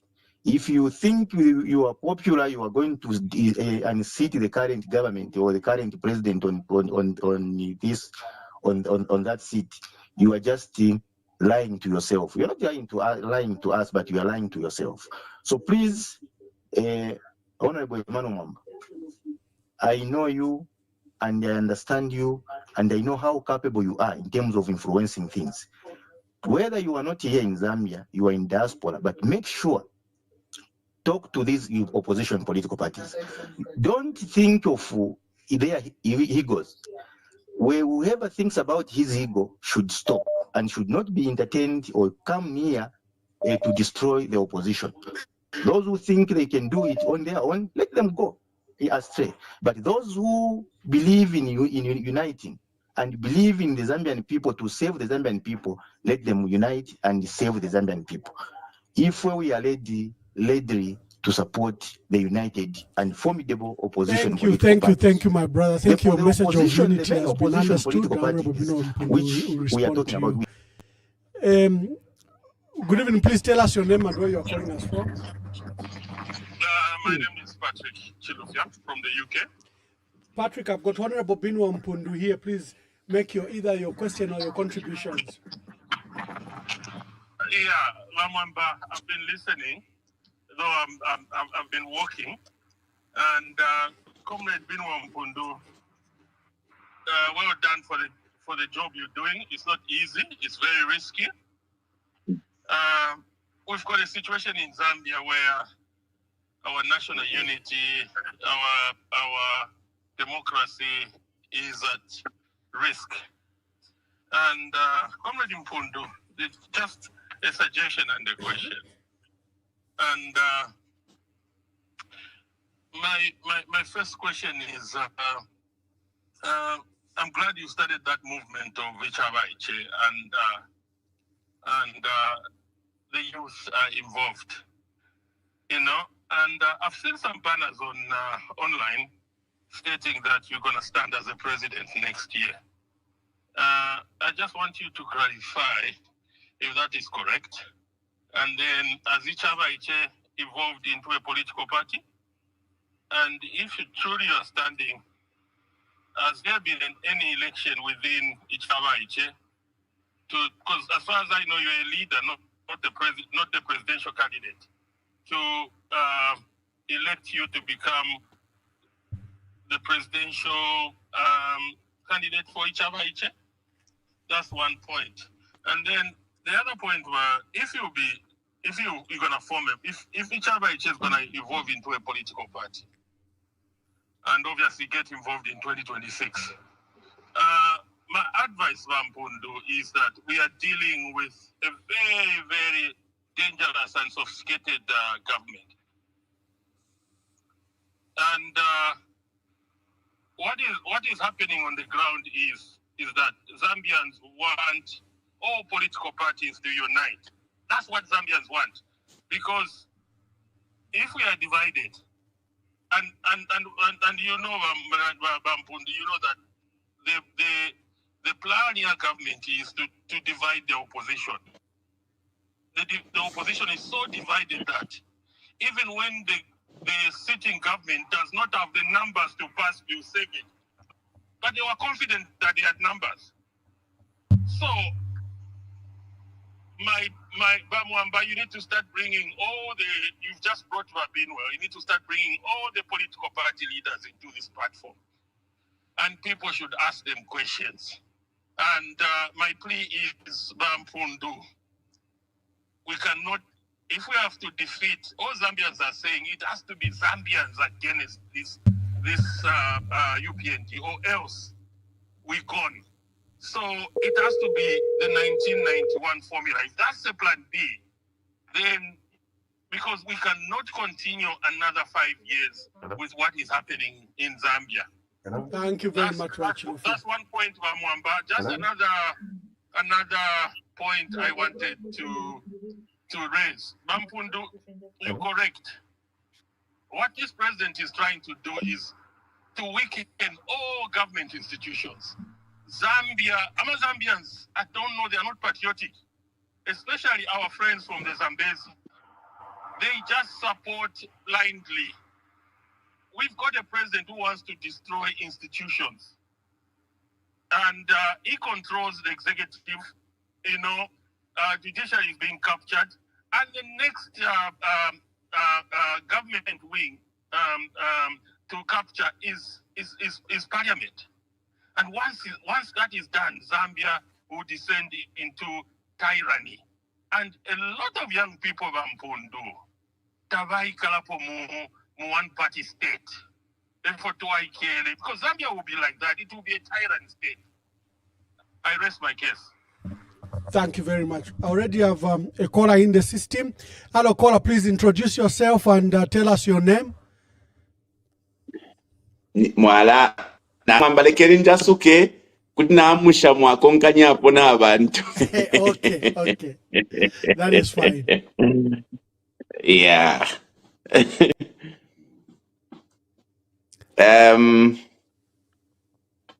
Ambassador, very important questions from the people. I want Sampa Ulefepa no, because I've got to run. Number one, the cause for unity of the opposition is extremely crucial. There is seemingly a conversation on the ground to suggest that Tatukwete is strong opposition. Those who are saying Tatukwete is strong opposition are very new to the politics of Zambia and don't actually read history. A strong opposition does not necessarily mean or refer to grouping. Okay? Panopo to the 2025 lelo can be likened to 1990. In 1990, we only had UNIP, one political party, and UNIP was too strong compared to UPND. When we reverted back to multipartism, that is when political parties were born. And those who follow history would agree with me that Kaunda decided to go for early elections so that those who formed political parties would not be given enough time to mobilize.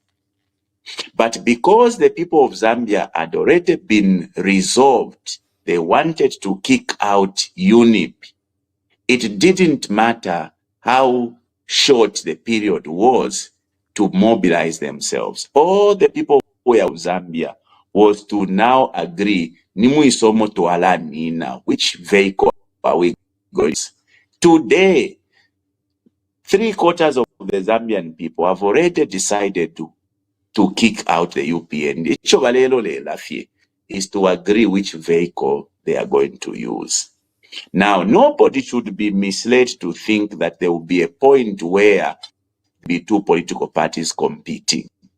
Even in 1991, Mwamba, there was not just MMD and UNIP, there were also other political parties, including in 2011 when we changed government and 2021 when we changed government, there were still other political parties. Now, we should not be worried about because you see what brings people together. Kuchindikana, first of all, there must be mutual respect for one another.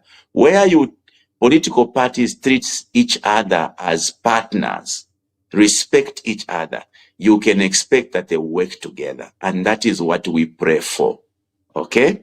We, as the young people of the movement, Icha Baiche, remember, our preoccupation is that time has come for the young people to also be given chance to lead. But we are not saying we have to work with others, provided there's mutual respect, okay, for young people also to sit on the table. Kufile kwabo kuitana mwaitana. Okay, because akale, the young people have simply been, twala mieba. The old people sit in the boardroom, makes a decision, that is what young people don't know. If the old people will say, as partners, what is your interest? What is our interest? What are we looking at? I can guarantee you this movement is prepared to join hands with other Zambians for the sake of liberating this country. So take this word, mutual respect for one another, very critical. The young people deserves to be given an opportunity now, but to be disregarded. Unfortunately, the young people are not ready for that. So it's important we all acknowledge opposition yeneko iri. Na bantu ba Zambia, they are ready. But it's also about the choice of people we are going to front. Abantu nabo, they are also, they are also going to be carefully studying who are we presenting to the people of Zambia. So it's important that we discuss this matter with soberness. Now, the people of Zambia seems to have made a decision against the UPND based on by UPND's failures. UPND was voted on the premise of the many promises they made to the people of Zambia. They failed to handle or fulfill all their promises. It's not us, the opposition, who is killing the UPND. They, by their failures to fulfill their promises. The issue of electricity has been an issue for many Zambians. You now have a government that is prioritizing foreign interest than the Zambians. Every day, today, Namibia, we are getting amalite from Zambia. Botswana, we are getting amalite for Zambia. So you have a parent that, first of all, wants to feed the neighbors when the children are starving. The situation of electricity in Zambia is extremely dire. Businesses have died. Not only are we talking about small businesses, about saloon, barber shop, butcher, welding, even the medium-sized organizations or business organizations are also dying because of the challenges of electricity. 4 years down cannot be an excuse for any government to fail to have addressed this problem of power. The UPND inherited a government, they said, was I noticed that it's 22 hours and I have to let you go. For my callers, those that really have a burning issue, I'm going to allow you to make your contribution. Let's allow Honorable Binwell Mpundu to make his last remarks. When he leaves, I'll take your calls. I've seen a lot of phone calls that are still on. Let's hear your views, then we wrap up. But let's give Honorable Binwell Mpundu an opportunity to make his closing remarks, and we'll allow him to go, then I'll open the phone lines for you. So as I conclude, Ambassador, and I hope that one day we can also have another opportunity, I want to stress the point that the failures of the UPND cannot be blamed on anybody else. It is their incompetence. It is their lack of experience being exposed. It is their lack of priority. They've prioritized personal interest over, the interest of the nation. But you see, the onus now lies on the people of Zambia. We designed a system for ourselves that after 5 years, we will be interrogating the performance of a particular leader we elected and make a decision, do we need to continue or do we need to change? And I ask the Zambian people as I conclude, they say what is not broken, don't fix it. If a UPND indeed have performed, there's no need for the Zambian people to start thinking of replacing the UPND. We must allow them to continue. But if you are as disappointed as I am over their failures, time has come for us to ask ourselves, where do we go next? I'm calling on my fellow political players. Time has come for us to ask ourselves very honestly. The Zambian people are looking for people to give them hope. Are we going to prioritize personal interests? Shouldn't we be putting our egos aside and agree what is needed? Kubantu Nichi, this is the kind of a person they need that we must front, because we must not take people for granted by just throwing anything at them. We must go back to the people and ask what sort of a leader would they need. Now, lastly, by Manuel, we now need to start speaking to each other in the communities. We now, irrespective of whether we have agreed that we are going to rally around this political party or that political party, there's need for us to start speaking to each other around the need for change and our mindset being made, and also doing the needful. There's need for young people to get NRCs, young people to get voters cards. Those who have lost their voters cards must get those, documents ready for the next elections. My appeal to the young people is we have an initiative to bring us together, which is the movement. I think that now when we go into the next elections, we want to go, if we are going to partner with Abakalamba, we want to go as a partner, not as the usual pawns on the game of politics, which is why the young people must now come into this movement, Icha Baiche, so that as we go to the table, we have reasonable numbers, we have a reasonable voice, so that we participate in the change. For those who are scared, please stay home. But if all of us choose to be scared, this country will continue to degenerate and will end up in one-party state. I know by Emmanuel Mwamba's I wind up that the risk we are taking is enormous. Very soon you will hear of the many plans that they've been cooking on a lot of us begin to manifest. I want to promise the people of Zambia, from the little I saw my father, give up for the country, we are prepared to also go the same route in saving the country, irrespective of, the threats and the persecutions that we may go through. As for the UPND, I think that you need to start playing as human beings. Politics should not be about enmity. It should be about competition. We have done that over the years. We've changed governments 3 times now.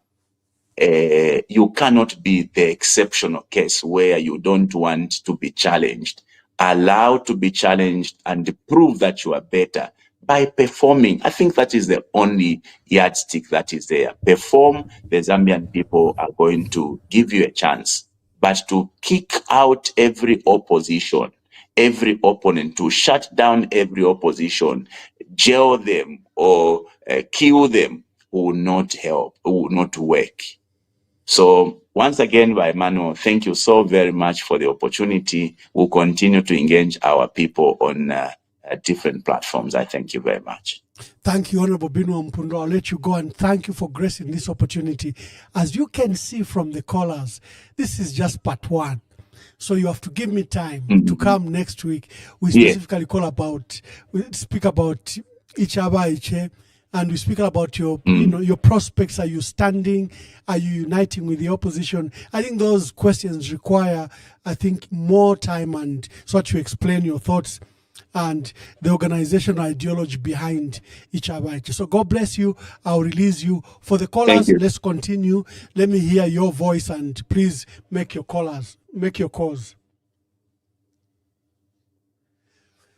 Please tell us your name and where you are calling us from.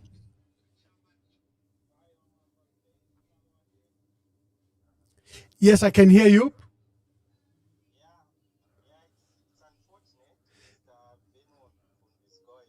Just a minute, just a minute, my brother. Just a minute.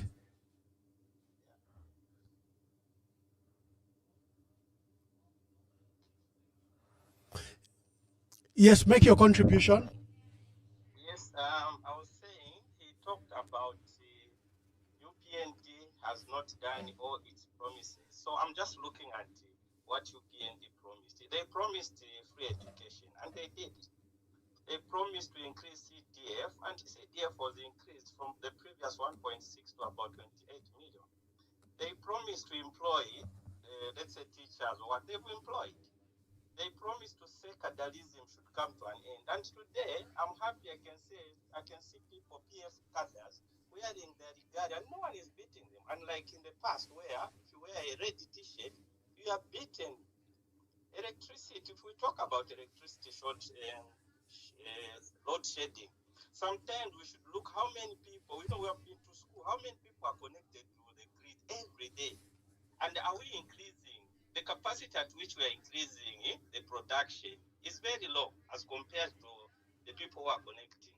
So these are the things which I want you young ones, as we want to go join this race, to look at a better way of how we are going to do this. For example, if we say we've got a lot of wind, we are going to increase wind turbines. These are the things which youth wants to hear. Not unlike you are saying, they haven't done anything. When they've done something, they are doing something. And there's no leader who will be 5 years and he goes out without doing anything. That one is a lie. So this is what I'm encouraging. We want to join new people, but can you say the truth and say, give us an alternative? I was there when MMD was coming into power. They were not insulting the way you young ones nowadays are insulting. I was there in 1990 when they were campaigning in Chiruba. It was pure giving solutions.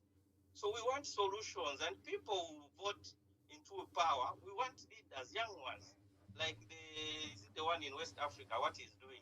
It's what we want. But it's not fair where you just say they're not doing anything. When you are able to see, Mr. Mpundu, that you have been given 128 million, what have you done with the 28? It's what we want to see, that you've done so much. And can you praise? Can you say, okay, they've done this, but we can do better? This is what I want. This is my contribution. Thank you. Thank you.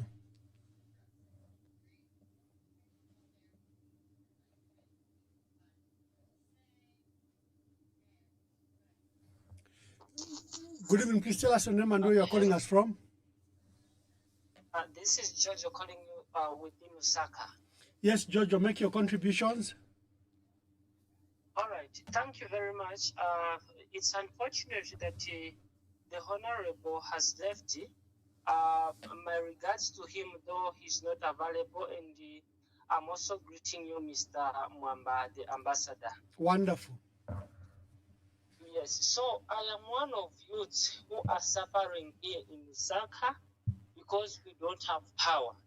I am one of youths who was expecting a better life from our current president, and when he was in opposition, according to his promises, it is a disappointment today seeing what he's doing, that he's failing to fulfill his promises. Like the previous caller who has said that it is almost impossible someone to be in power for 5 years and hence not doing anything. It is true. Our president has done a lot. Even failing, it is something that he has fulfilled. And I can recommend that from 100% of his promises, I think I can give him 5% of fulfillment, 95% of failures, which is a good move that he took.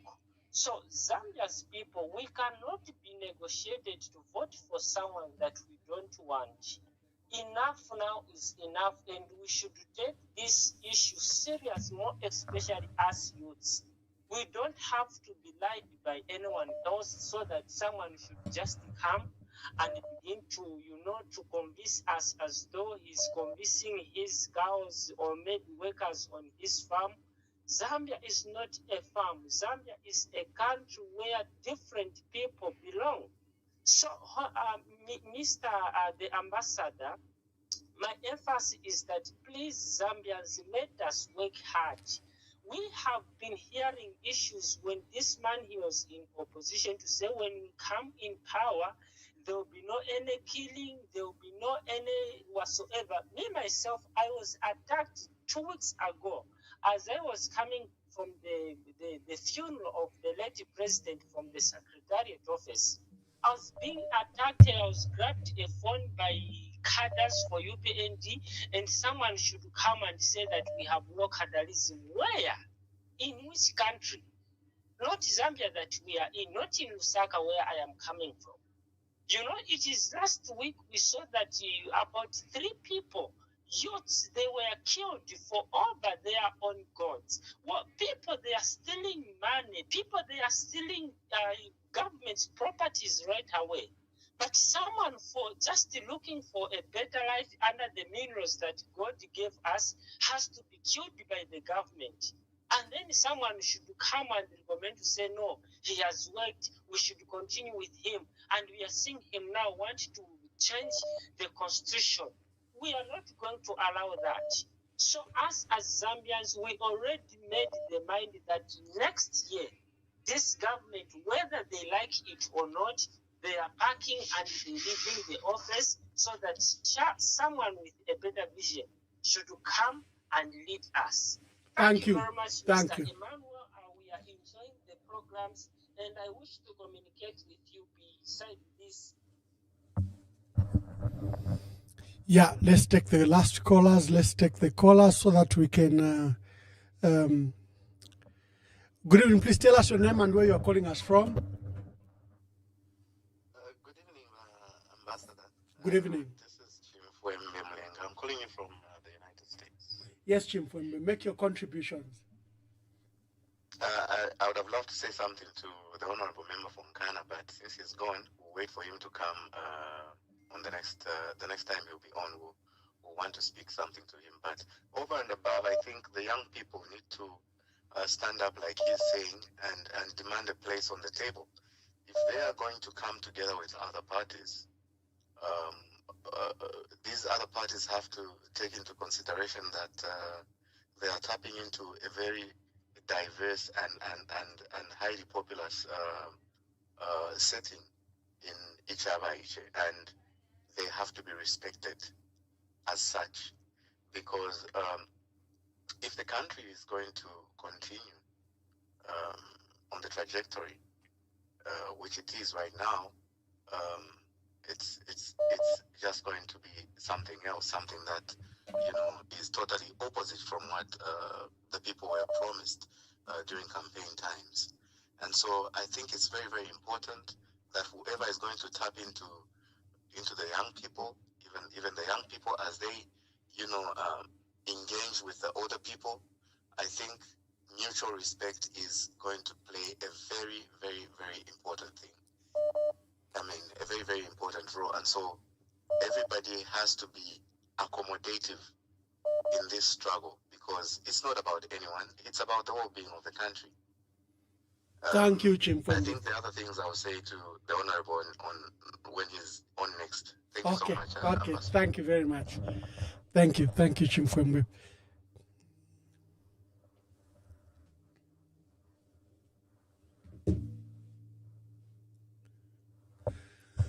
Good evening, please tell us your name and where you are calling us from. Good evening, Honorable Mwamba. Good evening. I want to contribute one or two things on your broadcast, and it is profitable and diversified broadcast. I want to congratulate the job that you are doing. First thing that I want to put across is that I agree with a gentleman that came to say, no, the government has done something. Yes, the government has done something. This is the government that has taken former ministers and MPs and military, like any other government. If you remember very well in the history of Zambia, since 1964, no government has ever jailed ministers and other opposition, former government of in this kind. People are running away from their country, their own country. This is a government that is that they are going to give space in government positions, but they are doing opposite. Look at the former head of state, what he did. A lot of young people, these are Munia Zulu, JJ Banda, all that have. I think this line is sorry, my brother from Kabwe.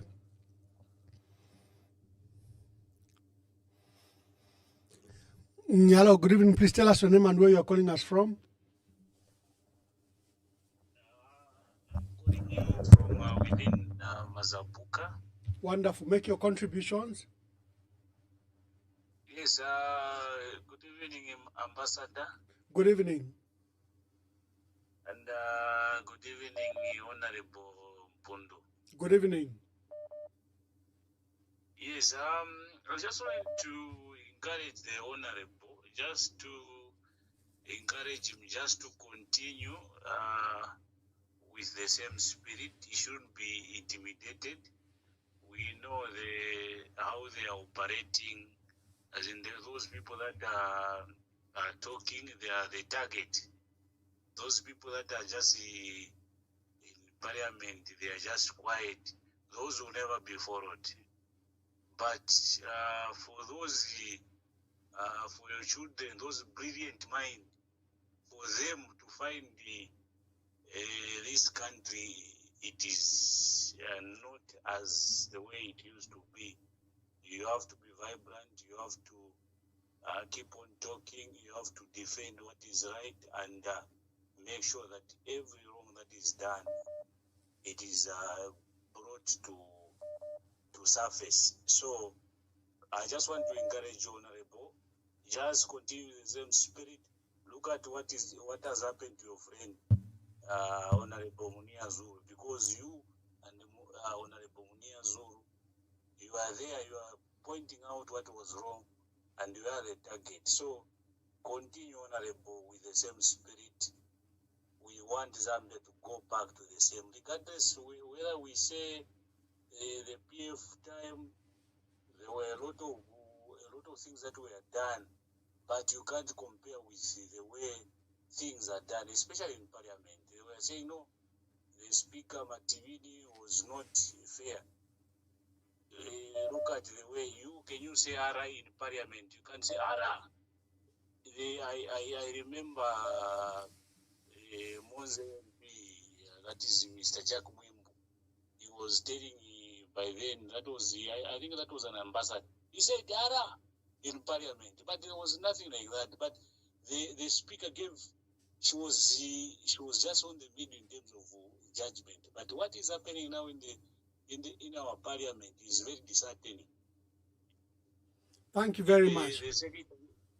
Thank you very much, my brother. Thank you.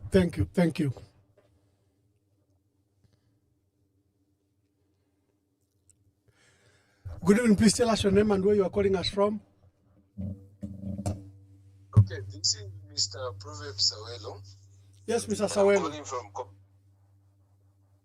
Yes, so I just want to recommend Honorable Mpundu on the highlights that he has made, and also want to make part of contribution toward how we are being governed by the government.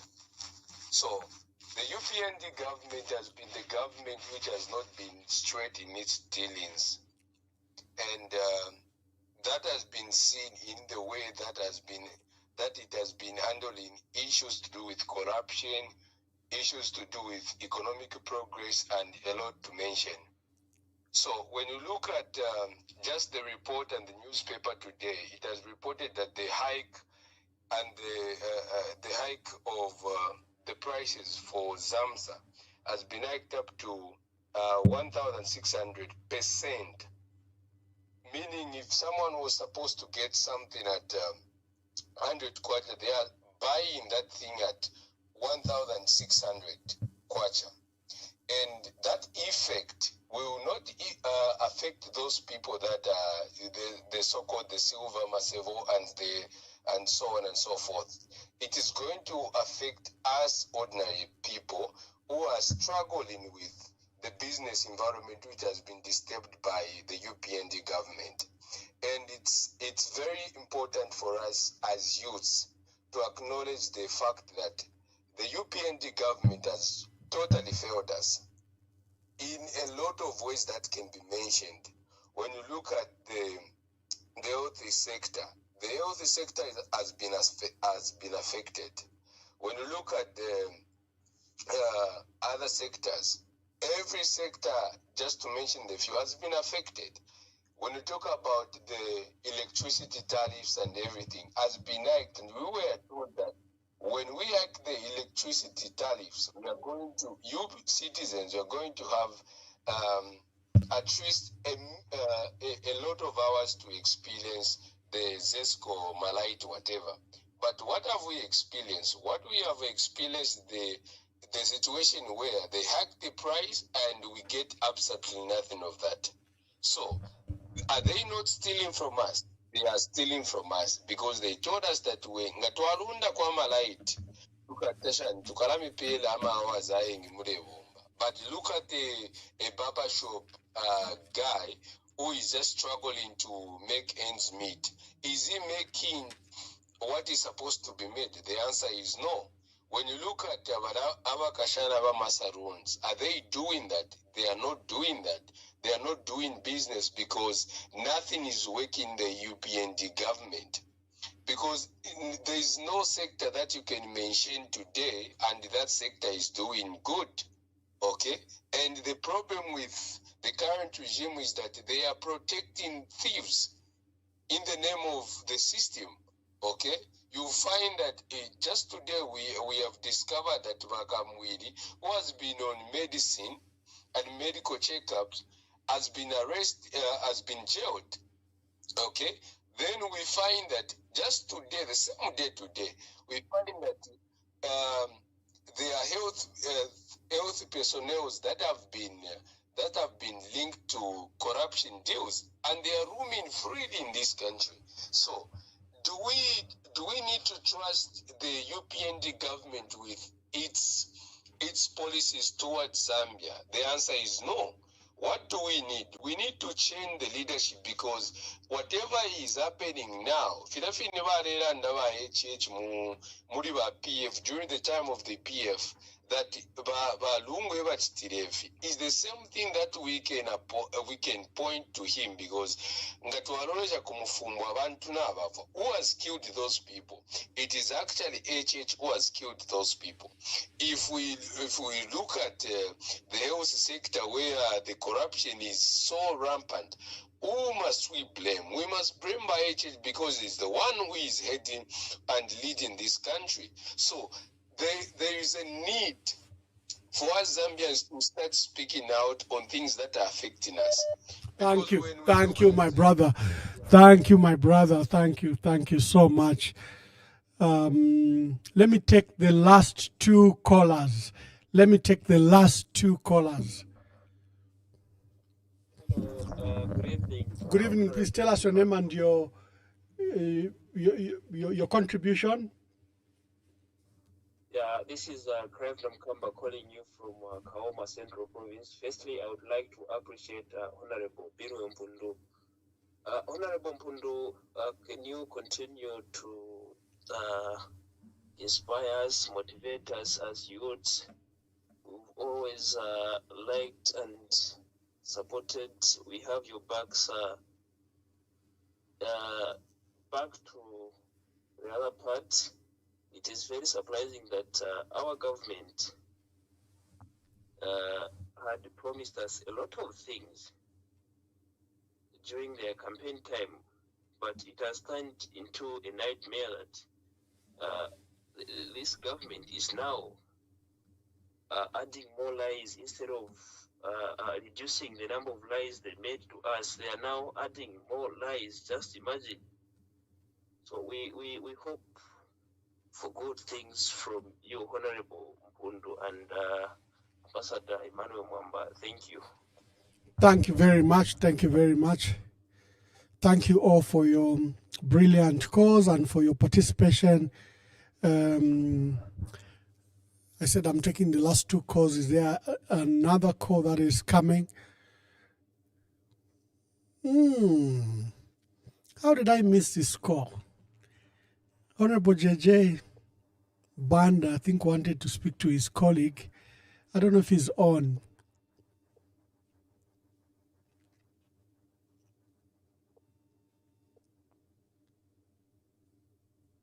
Oh, no.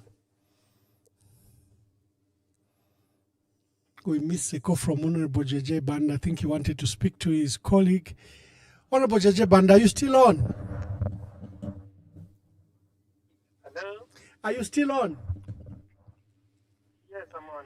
You've just missed your brother. He has rushed for a meeting, but you probably followed the entire discussion. Please make your contributions. Anyway, what I can say, I just wanted to stand on him to pick up some other calls, but since the program is coming to an end, so I'm sure we'll be able to.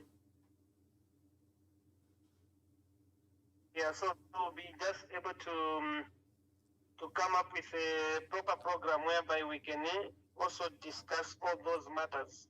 Oh, wonderful, wonderful. Like what has been happening in Parliament, what the rule of law, how it is, and even those the answers we are receiving from the Minister of Home Affairs to say no, even this the previous government also killed people, and that's why even us we did what. So all such matters need answers, because we have seen the people who killed.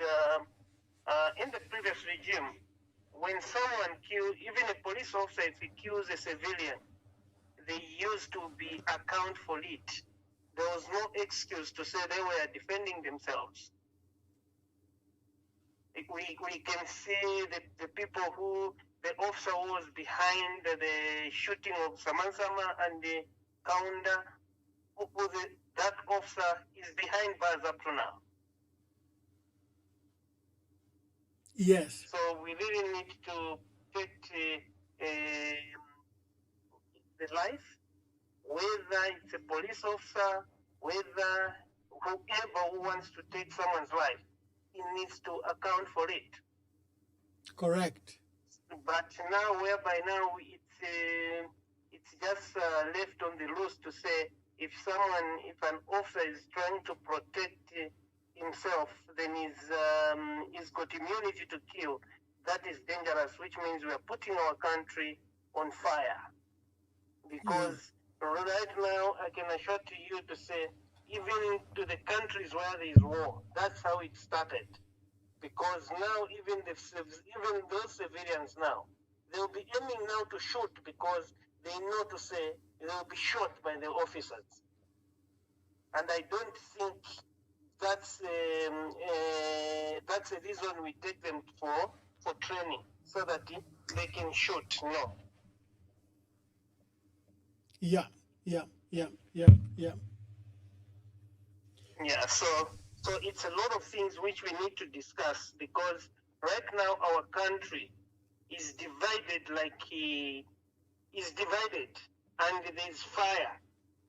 Kwasu tukamba kuti ni muliro uli mu oven. You know the oven, it's when you're burning, when you want to when you're molding those pan bricks, And then now when they go that process of nurturing them. So, you know, that fire usually be inside, it's not outside. This is where now our country is sitting on. Because for the first time to have the divided country, so we really need to come together to remove this division. Yeah. And we really need the church right now. But I can see to say a lot of voices are quiet. Outside voices which were there before, which you even used to come when we have divided, when we have got division, they are all quiet. The church are all quiet. The traditional leaders are all quiet. Why are they quiet? This is what the president must ask him those questions to say, why all the traditional leaders are quiet? Only one-sided, only from one-sided, those are the only people who are talking. And then those who are talking, they are even calling the opposition political parties to be deregistered, which it's impossible. You can't run a country without the opposition. The opposition is there to do check and balance to the sitting government, and if they have failed, those opposition, in short, the opposition is the government in waiting. If the ruling party has failed, and through checks and balance, they need to take up. But where there is democracy, you can't say you register, and those words are coming from traditional leaders. It's from the time I was born, it was my first time to hear such weight coming from the traditional leaders. Because the traditional leaders are the people who are supposed to unite us. The churches are the ones who are supposed to unite us. And even these other stakeholders, let's say NGOs, they are the ones who are supposed to unite us. So now, if those people are supposed to unite us, they're the ones now who are calling to say there should be only one part state. Then where are we going? Yeah. Yes. So we need also to ask other traditional leaders, where are they? And where is our Umuntu? Because I can see even the Umuntu which we used to experience in our country, it's no longer there.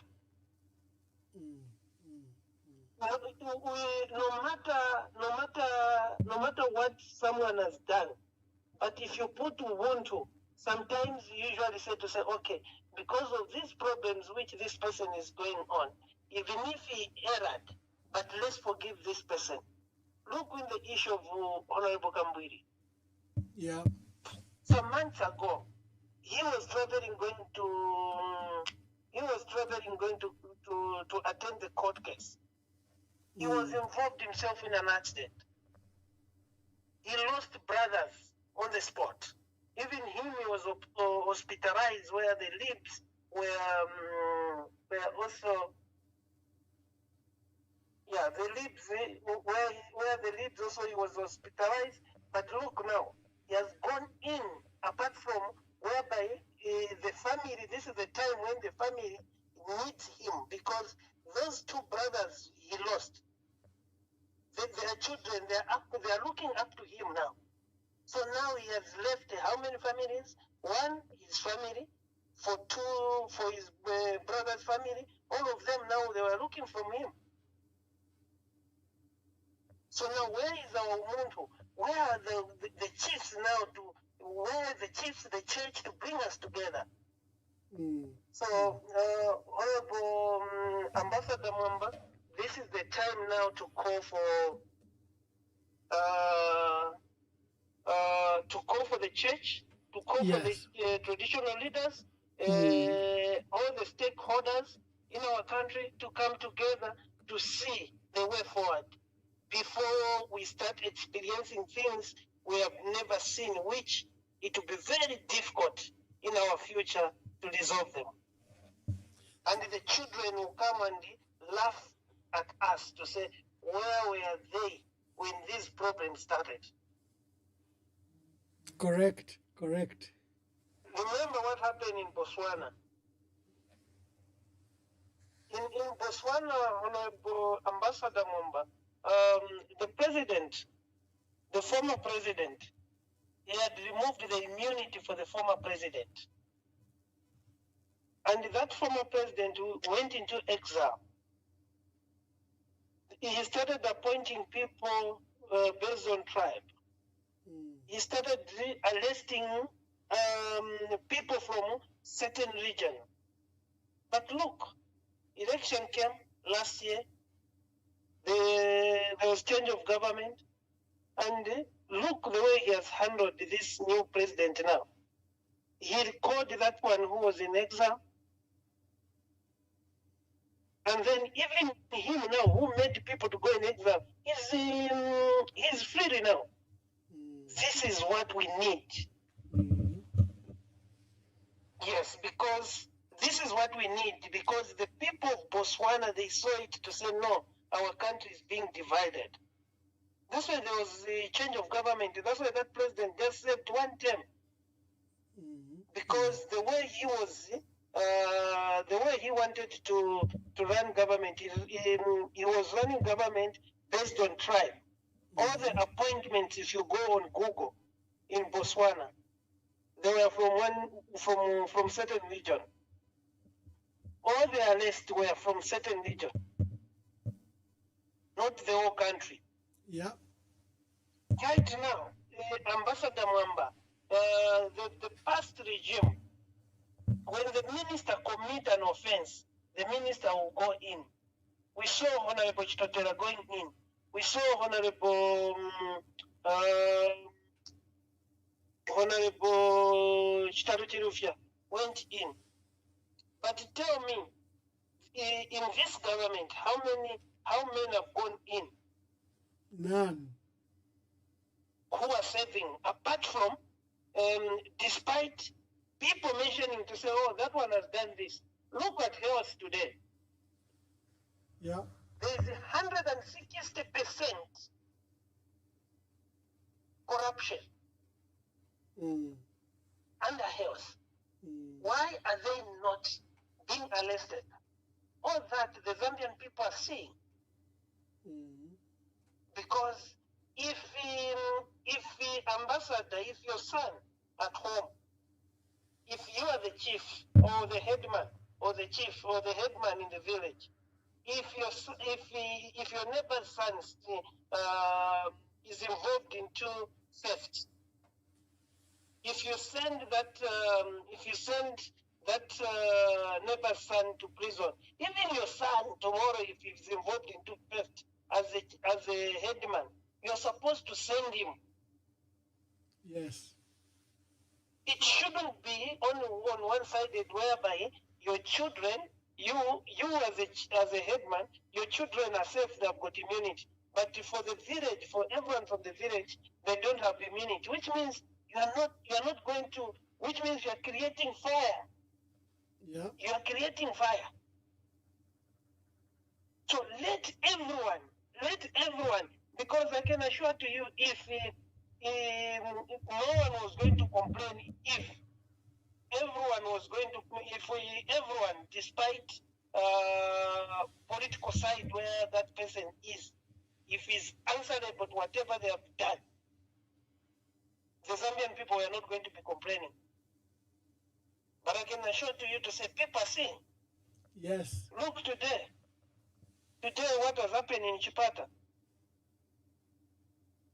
But these other provinces, let's be factual on Ambassador Mamba. Yes. Are they the only one who have insulted those from Chipata? No. Them they have gone in for years. But we have got a lot of people who have insulted. They haven't been. They are not answerable. Now, Now, which means, how are you learning the things? That's why I'm saying we need the church and the traditional leaders also to speak, to come out. Because these people who are going into prison, these who are being persecuted, they are their children. But why are they quiet? Yeah. Because we have got other provinces. We have never seen any arrest despite whatever they have done from other provinces. Yes. Why? Yeah. Thank you, Honorable Jeje Banda. That was... Even the minister, he said that in the previous government there was shooting. People died. But we have got police officers who shot Samansama and Kun Kaunda. They're in prison. Now, what about the people who have shot the people in Mfumwe? Where are they? Then they have got immunity. Then where are we going? Yeah. Thank you, Honorable Banda. Thank you. I know your brother Binwell Mpundu is listening in the cars. He's driving to his next meeting. But thank you very much. And let's see how we can bring you in the program. We want to call us. Let's end the program. Let me take this as the last caller. Hello, good evening. Please tell us your name and you're our last caller. Good evening, Mr. Mamba. Good evening. Thank you so much to have this time to speak to you. This is my first time to speak to this program. Wonderful. Tell us your name and where you are calling us from. I will remain anonymous. Wonderful. Anonymous, you are our last caller. Make contributions. Okay, thank you so much, Mr. Mamba. I'm very happy to speak to you. Nachifuanda kupeba paliba JJ Banda. Na mfano sana ifo bayanda wa JJ Banda. Emkwai. Bajeje Banda ifiramba twalira fema Zambia nzabe ngisha itikira pa mubiri wabo.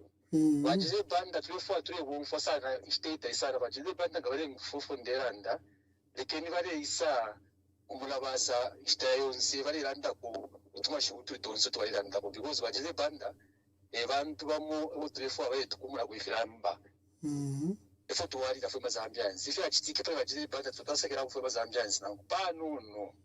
Ba Emmanuel tatuwasekeramu bajede Banda bale isa sana ibi bipa bali podcast yenu iyi bali randa kubaye kwatoka tumashuto kwa tafiri baranda ko at least tuli mfauno sana shachi kwata pona mano wakati natumira kuri program iyi na icharenga ntumene kulifya ko bati na ofi bajede Banda baranda ko baona repojeje Banda baranda po icharenga ko bati ntumbe kufoni otherwise tulifwa ya tuumva kwa mashuya batije Banda fo baranda fetika kuchalo chesu mwandini otherwise mwandini tafuni mwandini futuwekara mwandini tuweka fata buli mbira abantu bako bati balipita mu mando bushiku balika ba mwenso fidia chalo chesu kwena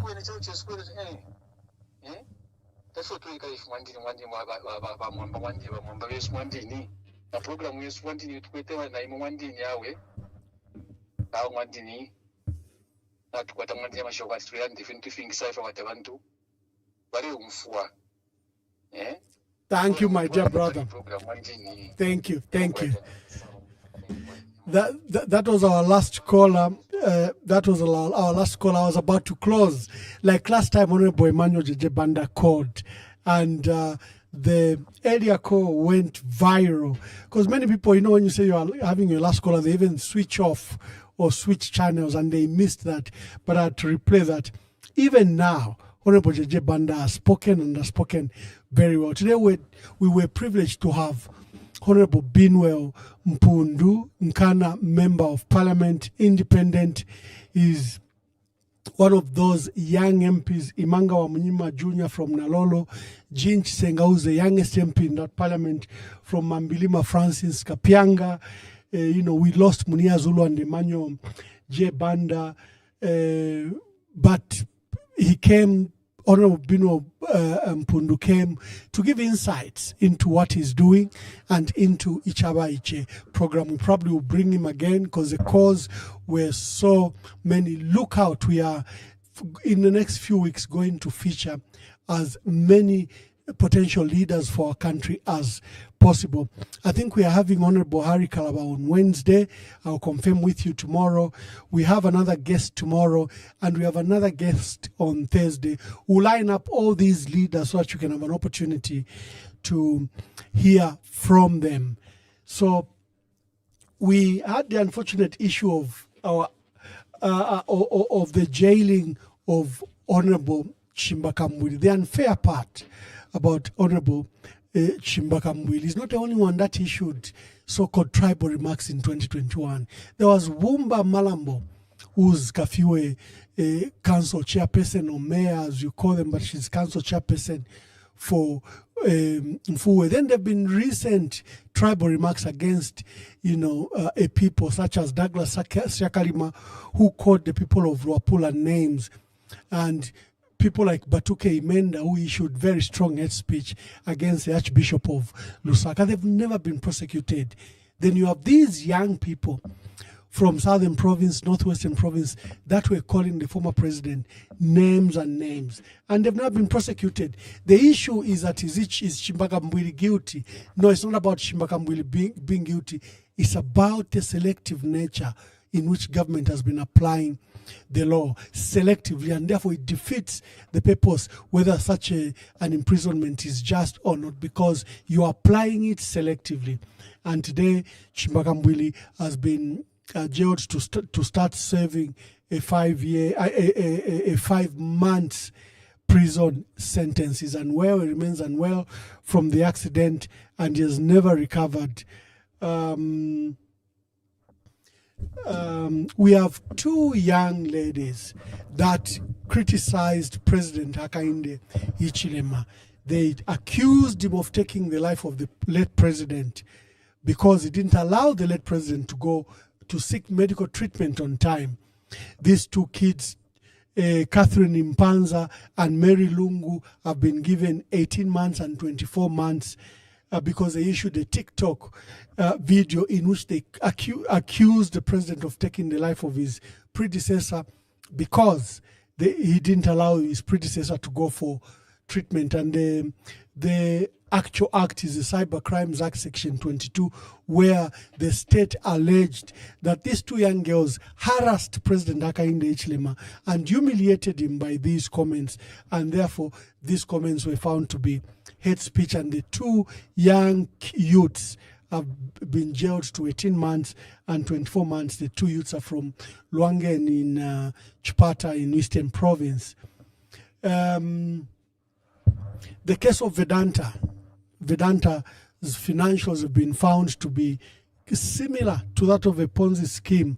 There's an international organization that has written and issued that strong statement, and it has analyzed the books of Vedanta. It's just like a financial scheme, and you and I have to worry because Vedanta is bringing to New York documents and assets of KCM to come and get a loan of $1.5 billion. Vedanta paid themselves over $5 billion in dividend payments, payouts, probably unjustified so, last year in 2024. And this company is very reputable in calling out companies that are a bit fraudulent and are listed on the stock exchange. Remember, Vedanta was listed in London, but it was delisted by the owner, but it's listed in India. That was one of the issues we discussed. I think the other matters, Honorable Binwell Mpundu, my duty is just to thank you and thank you for gracing this event.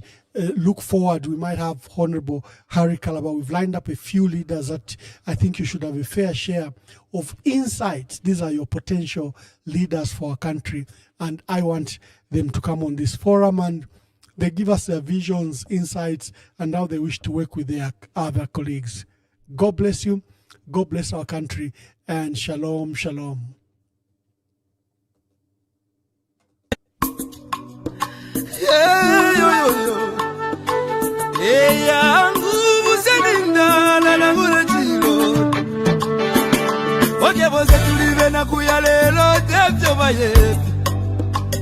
Amita pendwa ya vintu ifisume vyoto kula kuibukisha Tana depotimo Wimbo wa temenu wa katongi Awazunga watita katongi Nakula kuibukisha kateka Kaibuku vuna kapona Nese kosiove pameso Yangwa maume baya Iyaba maume Iyaba maume Kateka wabantu Twakulira lelo twakulira Shika kukonke milimo shove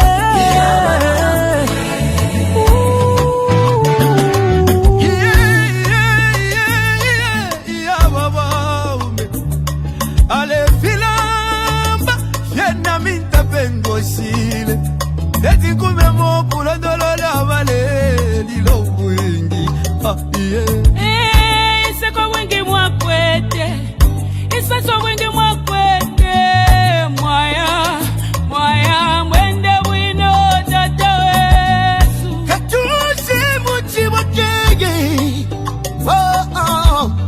Wali bomba kale Lomba mwatu jatuleli lake Mupanga chiba Penda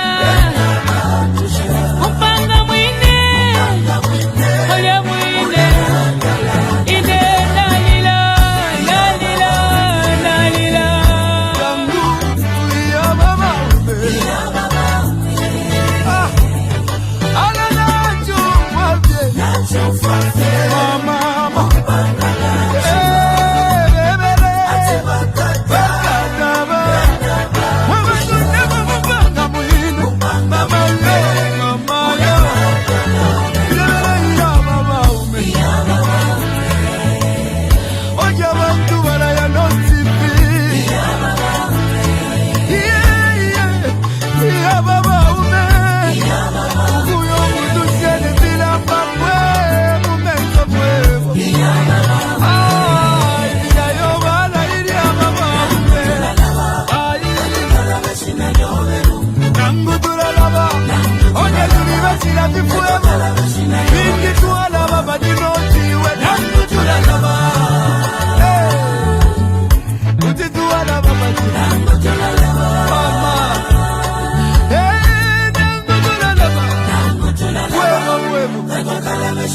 Ukula bebyo wati dobwingi Ibisebo wapagiri obwingi Ukuchinjo lusako kumoneko busaka Mama